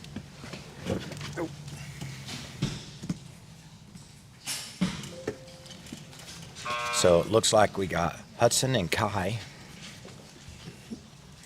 shooting right now. Kai, I remember Kai from last year, and he was a foot shorter. I made a comment about that. He's growing really quick now. Yeah, So I'm not sure his age, but he's probably 13, 14 years old. But he's becoming a really good archer, so he's up here on the podium to prove it. Yeah, he's down from my area. He shoots at our leagues with us. And it's been fun to watch him progress and just improve and get better, and he puts in a lot of time. You can tell by the jersey, you'll butterfly archery and Coach Steph. And he's in the box. So how long you been shooting, and how long you been shooting with the club? 3 to 4 years. So you've been shooting 3 to 4 years, and you've been shooting 3 to 4 years with the club? Mm-hmm. Yes. Nice. All right, let's go over your equipment then. What kind of equipment you got there? What's your bow? What's your sight? You got some stabilizers, release. What's all the good stuff? For my bow is a PSC Citation 36. For my release, it's an UltraView thumb button. For my sight is a black and gold sight. And then for my arrows is gold tip 27s. Nice, very nice. Well, looks like got a very close match early on. After the first end, we got Hudson with a 27 and Kai with a 30. So very tight match early on. Did Coach Stephanie give you any advice that first after that first end? Any advice from Coach Stephanie? Take my time and relax. Yeah, very good advice. A little nervous right now? A little nervous up there on the box? A little, yeah. All right. Looks like we're ready for end number 2. So Kai, when you're ready, just give Tim over there a nod.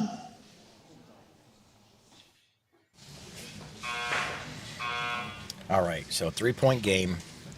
Kai's up, and you said he shoots down where you're at. Yeah, he shoots in our leagues. I see him almost every time I'm practicing. He's out shooting too.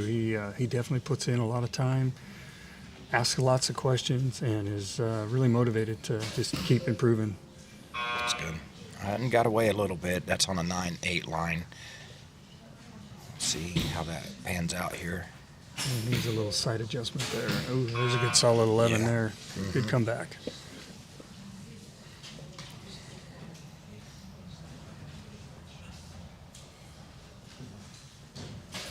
Looks like he's shooting a hinge also. Yeah. I was watching him the other day, and he's got really good form, really good execution. Just keeps improving each time I see him. Yeah. I tell you what. That's a good one. Hudson is not going to want to give this up for nothing. No. So he's made up any ground he lost on the first end, I think. So. Yeah.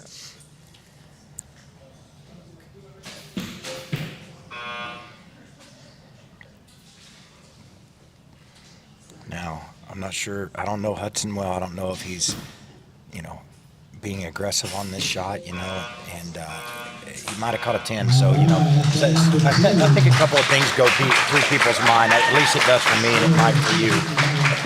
One of them is when I see something like that happen, and I feel like I'm gaining some ground, I get pretty aggressive, and you want to gain a little bit more. And it usually doesn't cost me. It's when I'm acting timid and I don't want to lose that you end up making a mistake. I feel it's also a balance, too. 3 years. And have you made it up on the podium, up on the box here before? Yes, I have. Nice. All right, let's talk about your equipment. What bow, what sight, release, arrows, all that good stuff. I'm shooting a Reckoning Gen 1. I have Easton Super Drive arrows, and I'm shooting Ultra View release. I have Axel True Ball sight. Yeah. All right. Looks like you're shooting it real well. Had a 3-point lead. Looked like Hudson threw down a couple of good arrows down there, so might have tightened up a little bit. So going into the third end, what's your thoughts on the 12 button? I'm not going to go for it. I don't think so.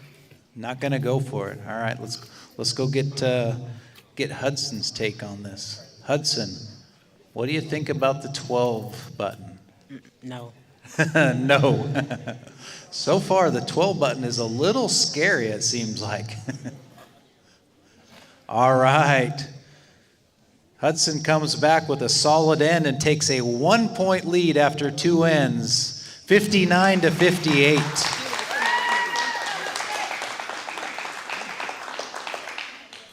All right, Kai, so whenever you're ready, take your time and then give Tim a nod and he'll get the clock started.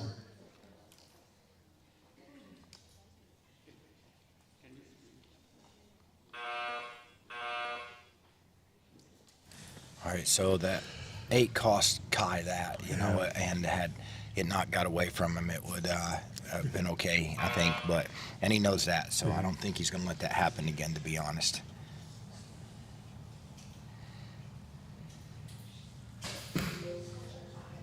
Just a little low. It looks like a 9.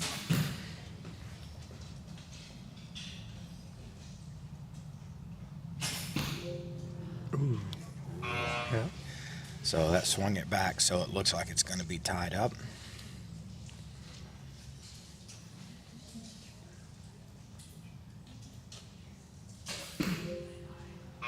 Another 9 for Kai.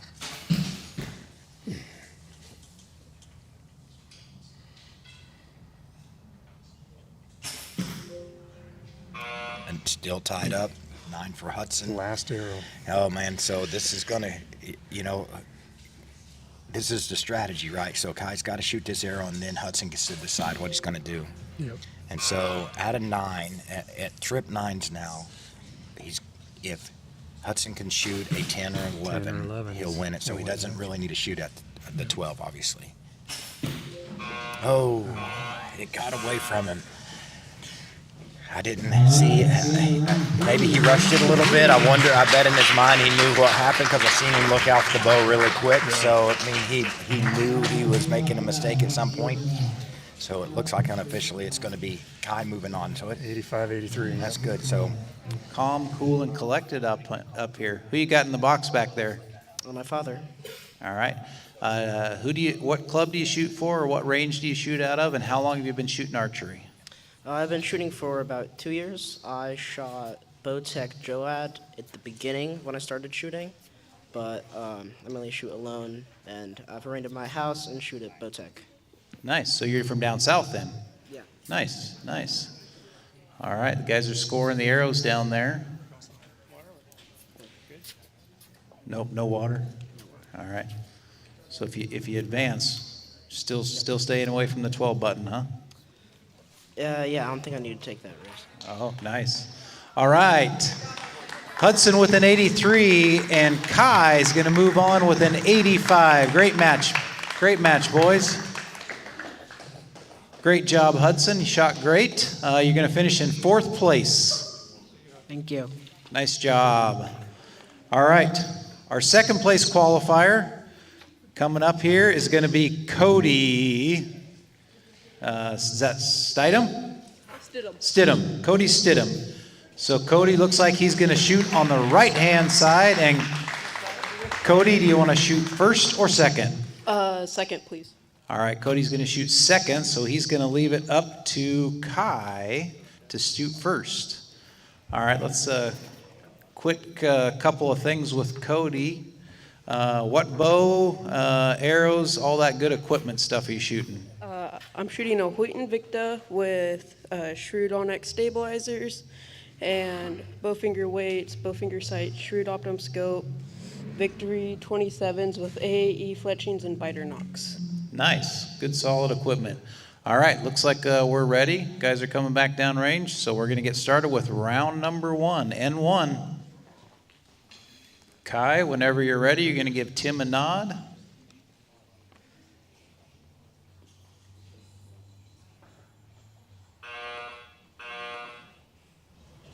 All right.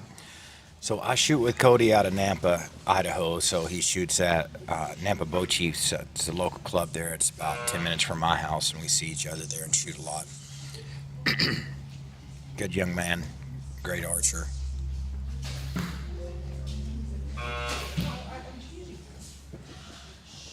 Looks like he just shot a 10 just off the 11 line. All right, I'm curious on Cody's first arrow and how much pressure he may feel. Oh, I think that's in. I think that's going to catch an 11. Yeah, with 27s, that's... And it was a clean execution, too. It was. Both of them have great form. Great form, great follow through. You know, just imagine 5 years from now what that's going to be like. Yep.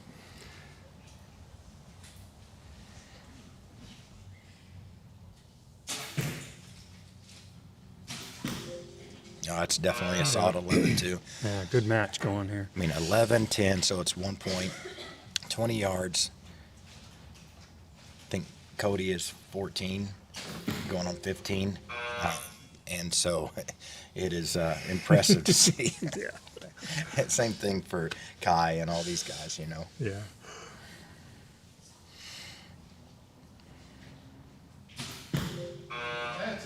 Oh, man, it looks like you could have a 33. He's starting out, coming out of the gate hot. That's close. Yeah. Composed up on the stage there. How many tournaments have you shot over the years, and what makes you keep your composure up there? You just look so calm. I mean, I just try to breathe, don't really think about anything but myself, my shots, just not worry about the other person at all.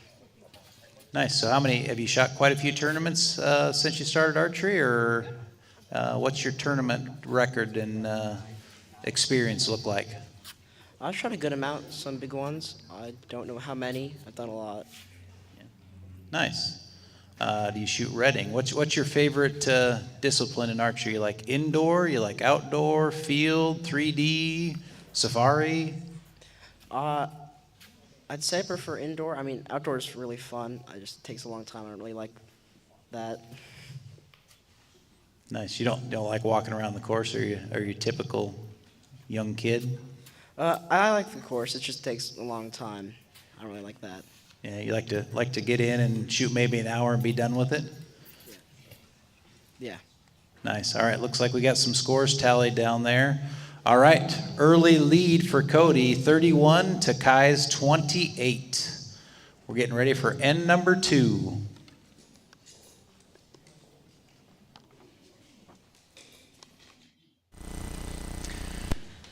Okay.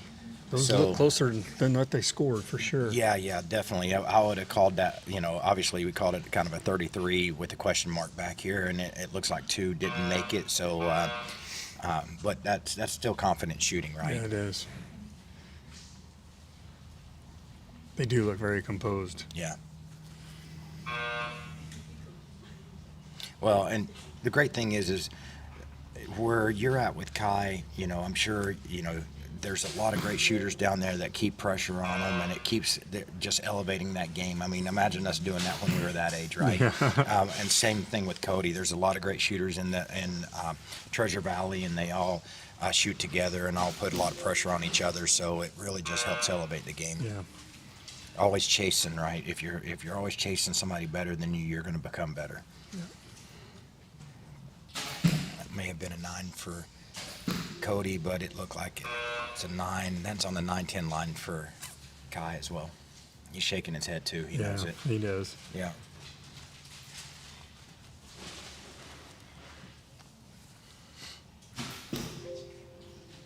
It's a solid 10.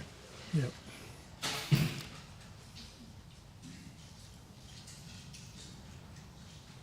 Just have such great form. That on the 8-9 line. He's not going to like that. No, I don't think so. It looks like that might be an 8. Yeah.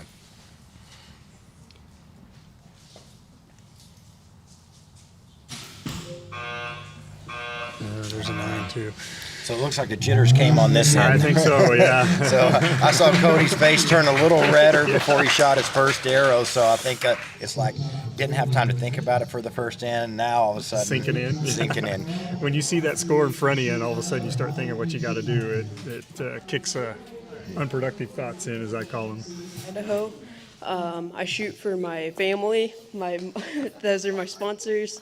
And then I've been shooting for about 4.5 to 5 years. Nice. 4.5 or 5 years. Who'd you got back in the coach's box back there? My dad. Nice. Is your dad offering you any advice, or is he just mainly there for presence? Bit of everything. Yeah. Nice. You guys shoot as a family, or are you the only one that shoots? You got brothers and sisters that shoot, or anything like that? My whole family shoots except for my mom, and I have a sister, and my dad shoots. Nice, nice. And you guys shoot out of Idaho, so you made the trek from Nampa. Nice. So you shoot with what are they called over there? Where's Megan and Joe? The Fab Tabs? Is that the Barebow group over there, right? The Fab Tabs. You shoot with them? I shoot next to them. Yes, I don't shoot with them. Clearly, I mean I have a compound, so. Yeah. So they let you shoot with them, but you're not actually a Fab Tabber, right? Yeah, I mean, I can carry around a Fab Tab. I could technically be considered a cool kid, but nothing really. No, we shoot next to each other, so. Nice.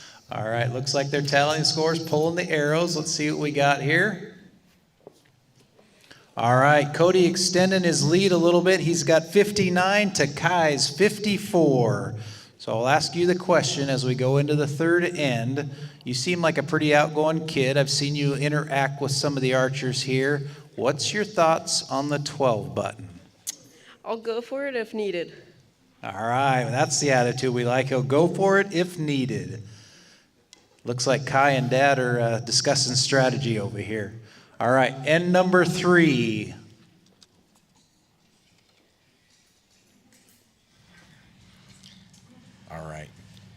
Sometimes those conversations in between, like you said, sometimes they'll make you start thinking, but in this case, it looks like they're going to help these young men, get out of their own head a little bit and just remember it's just shoot an arrow. That's what it does for me. It just takes your mind off worrying about how you're going to shoot. You don't need to worry about that till it's time.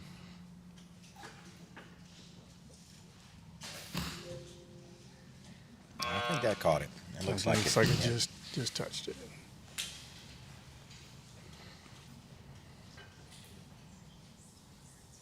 He's got a decent amount of weight up front there too. It looks like that's just off. Yeah. So when we go back, I'll give Cody some advice off of what I know mentally, that might help him. And then and I'm going to ask him some questions about what his bow was doing, how he felt, and everything else. And then that's when you really do the math and the homework, and you start to make those small adjustments under this pressure. Then you get used to it practicing again. You take it right back to pressure. Yeah. So I do talk to Kai and his dad at home, and I do talk a lot about, shooting under pressure with them, and these experiences, allow yourself to reflect on them and learn, where you think you could have done better and what was some of the pressures you felt and how you reacted to them, Right. A couple of low shots there for Kai, so I think they caught 10s though. I'm sorry, 9s.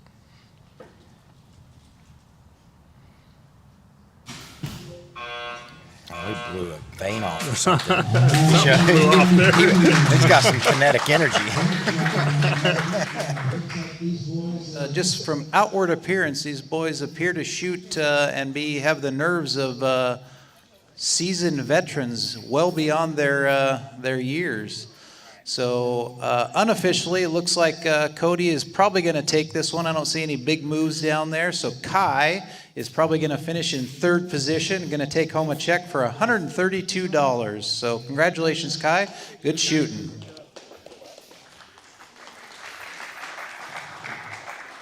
And our number one qualifier over there is going to be Dane Schuler. Dane's going to come out. Dane, do you want to shoot on the left or the right? Right. Dane wants to shoot on the right, so he's going to move Cody. And then you want to shoot first or second? First. Dane's going to shoot first. All right, final score from the Cody versus Kai match. 87 for Cody, 82 for Kai.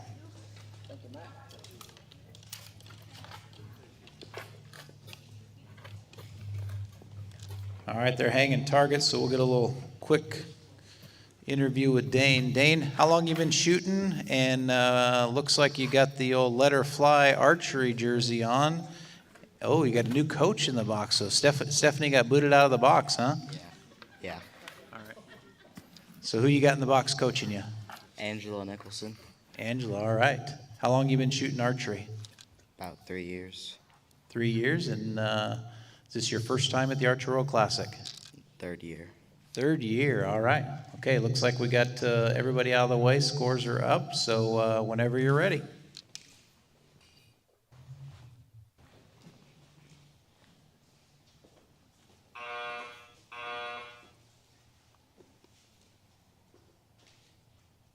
All right.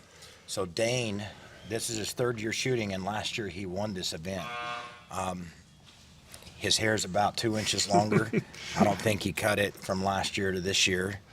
It's just a style all these youth use, and I'm just jealous because I'm bald. Yeah. I'm jealous too. So he hubbled that a little bit, but he shot an 11. So yeah. Good start. And I make fun of anybody with hair now because I'm so jealous of it. If I could grow anything, I would.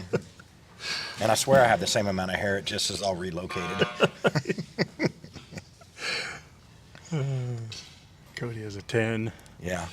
So 11 and 10, so 1 point after the first arrow. I'm telling you what, Dane didn't come to get second, did he? No, he did not. He's dialed in. He's looking pretty solid right now. And so Cody, I know Cody can do this too. It's just going to come down to who's got it today. Just who can execute through the nerves and blurred up a little bit, but I think that's an 11. Yeah. I'd say he got it. Yeah. And he made a little adjustment too, so he may have recognized that's something that he had been doing. And that's that's a 10 there. Yeah, that's something I haven't seen is any sight adjustments from these competitors. Yeah, and I'll talk to him about that and see what he did and see if he remembers what he did. So he saw it that time. So it's going to be tied up. There's a couple of them previously were always shooting right. I think could have benefited. It's hard to think of that in the moment. Your coach is kind of what needs to remind you. Here, so tell us what you're shooting there, Dane. I'm shooting a PSE Super RTX with a Excel Achieve XP UltraView scope, and then some custom bars my buddy Keith made for me. All right, your buddy Keith makes bars, huh? Yeah, they're pretty nice. Fantastic. All right. What's Coach Angela been giving you any advice back there? She told me to move a click down, but I think it's just me. Yeah. A click's not much, is it? Yeah, I saw Cody over there moved his one click. 2 clicks. You know what they call those? Those are just called comfort clicks. Okay? All right. Ooh, look at that. Both archers throwing down a 32 early, so we got a tie match, 32-32. Fantastic shooting.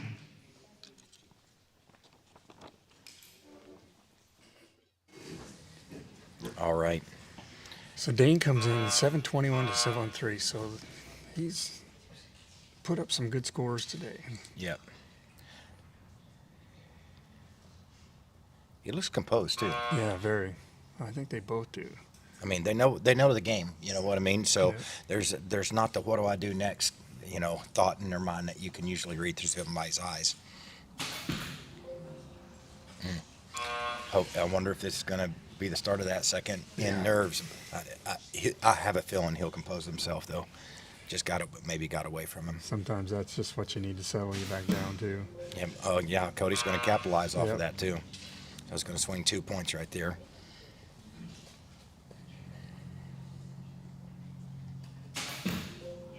Yeah, center punch Solid. that one. Nice. I call that ODC. Yeah. Oh, since I'm from Tennessee, it's almost dead center. Almost.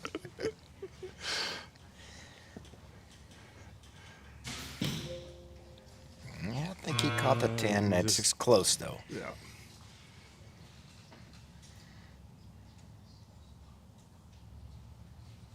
Looks like he's shooting a relaxed shot too. Yeah.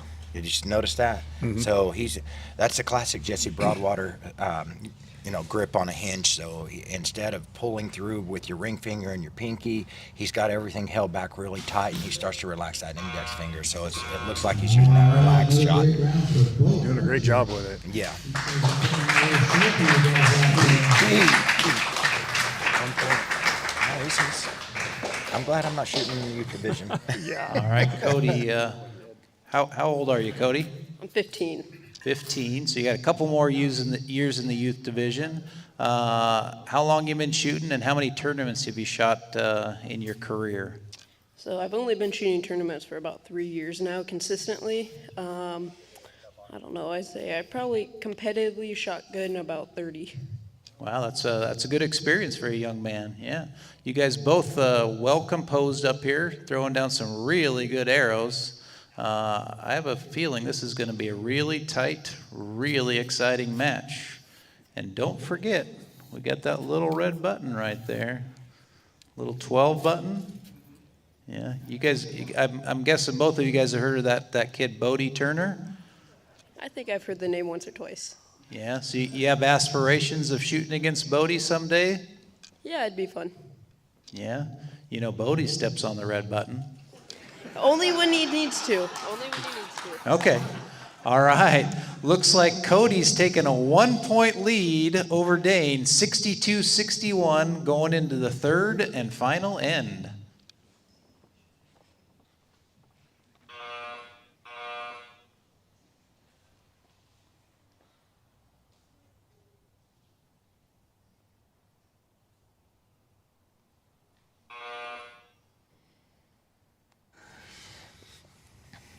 All right, here we go. Last in. It's a 1-point game, 62 for Cody, 61 for Dane. Dane may be feeling a little bit of pressure because he knows, just like Claudio about defending that title. Mm-hmm. Knowing it's close, they're going to try to put the best arrows downrange they can now. Yep, you see that follow through Yep. Cody had on that too, so that's like clean, very clean. 211s.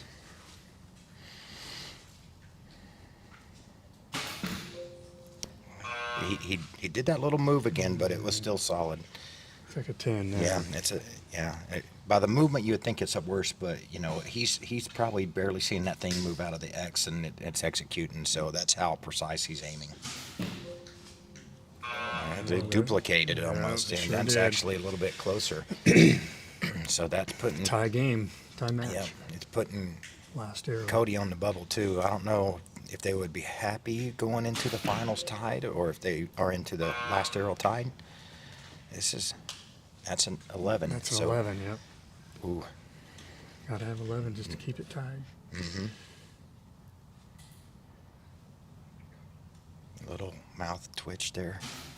He got Oh, it. he got it. I think it's going to be tied up. So we'll see. It's going to come down to that one arrow call. So if that's a 10, if it's a 9, it's going to break his heart. Yeah. But if it's a 10, it's going to take him into a tie break. Yep. Let's see what we got. And there's a decent amount of money on here. I should have a list of all those payouts, but I don't. So Put enough pressure on Cody. Nah, should have shot second. Should have shot second, huh? You think you wanted to see what he was shooting and then maybe step on the button? Yeah. All right, we got a couple of close arrows down there. You both shot fantastic, so it's going to come down to a couple of calls. How do you think you shot these 3 ends? Yeah, I could have shot better. Yeah, you could have shot better. You shot pretty good, I thought. So, do you think you should have maybe touched the 12 button on the last one? Maybe put a little pressure on Cody, or are you happy with your strategy? I should have shot 12. Oh, there we go. Should have shot the 12. All right, they're pulling arrows. Brent's getting ready to turn around the score.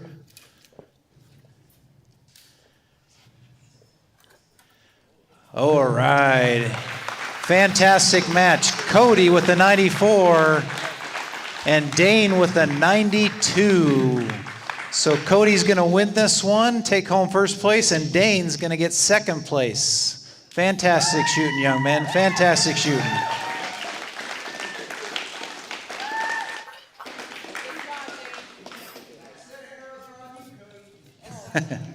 All right.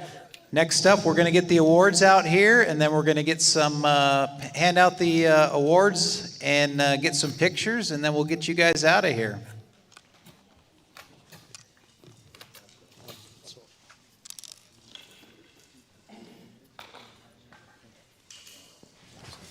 All right. Let's take just a second to go over what just happened today. So that was a little bit of an upset for Dane. He was the defending champion, and Cody came in. He found out about the shoot when we moved over there a year and a half ago, and they'd been planning on doing that for a while, and he's been wanting to really compete at a high level. And I think I'll get to talk to him later and see how that all, obviously it panned out well, but see what his thoughts were on that. Some of the things that go through everyone's mind, you would know more than anyone, is when you get down to that last little bit and you don't know what, kind of talk through the process that you do when you're on those last couple of arrows. You know, you're really focused, for my case, I was really focused on just trying to shoot the best arrows, and sometimes you can lose track of the score, and, you know, having somebody behind you kind of in your ear would be a benefit too, but in the moment, you're really trying to just execute the best arrows you can. Sometimes those details get lost. That's cool. Yeah. Well, we'll get Cody and get him behind here before they give out those things. But just real quick, we want to show you a little bit of a teaser that's coming up for an announcement that we've got going on tomorrow.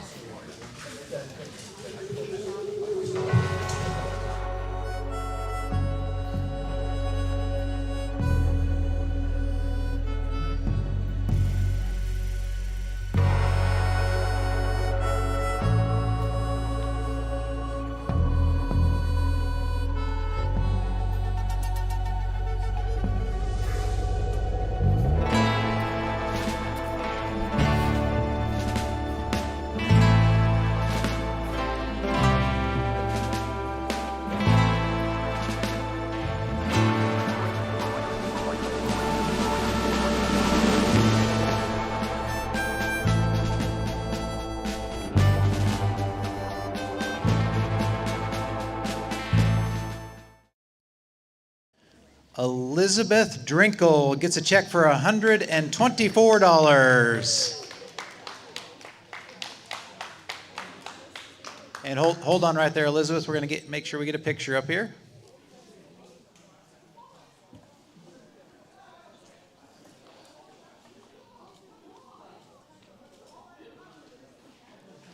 All right, second place is going to be Brooke Kimura, and she's going to get a check for $248.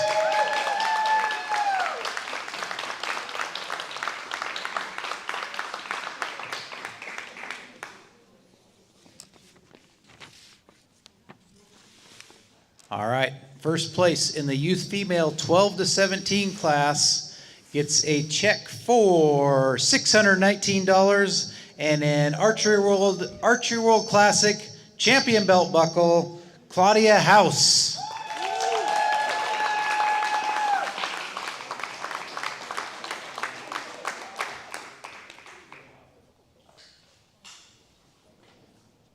Congratulations, young ladies. Fantastic shooting.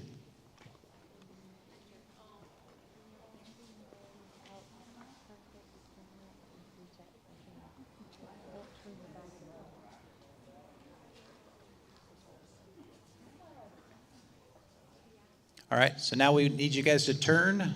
Oh, nope. Oh, we got it up here. Never mind. Sorry. All right, thank you.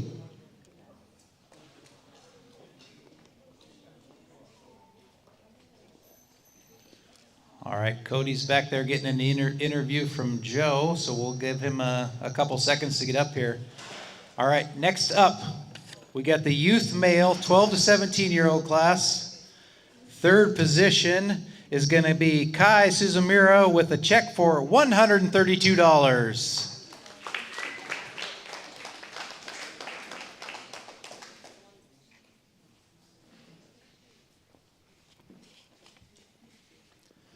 Second place and a check for $264 is going to be Dane Schuler.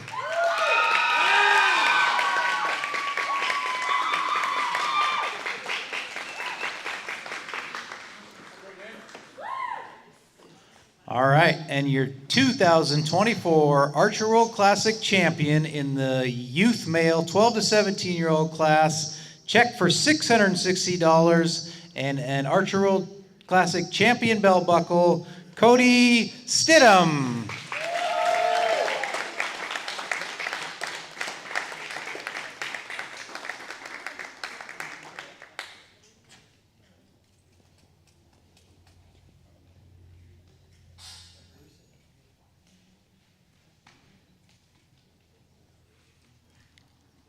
All right, fantastic shooting, young men. Let's give them a big round of applause. All right, now remind everybody, if you want to watch some more shooting, tomorrow we got the brackets and the shoot-ups for the rest of the adult classes starting at 8 o'clock tomorrow morning here.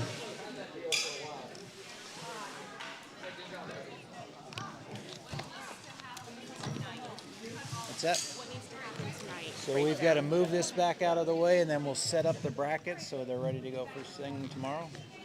All right, we're going to grab Cody real quick and have a quick interview with him.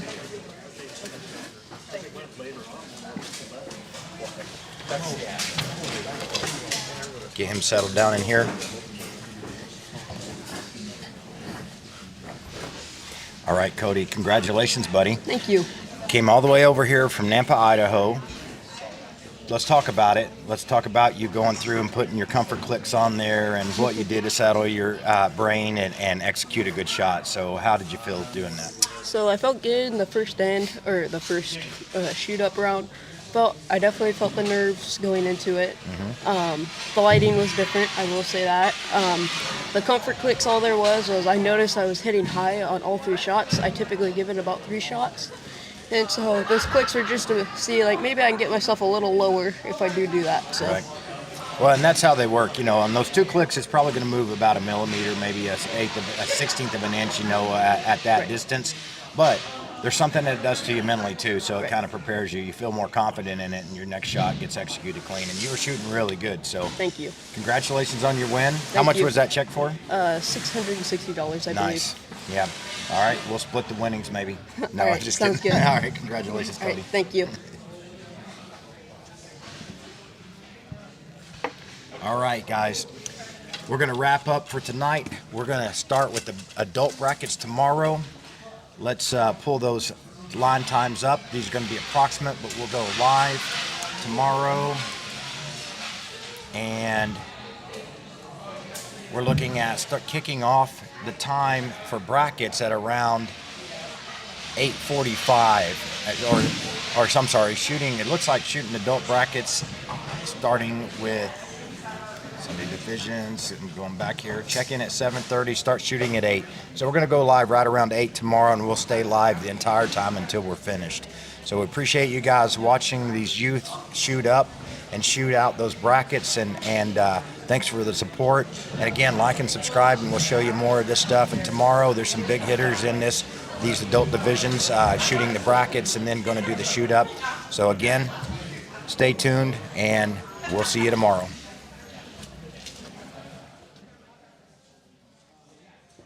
Well, that was interesting.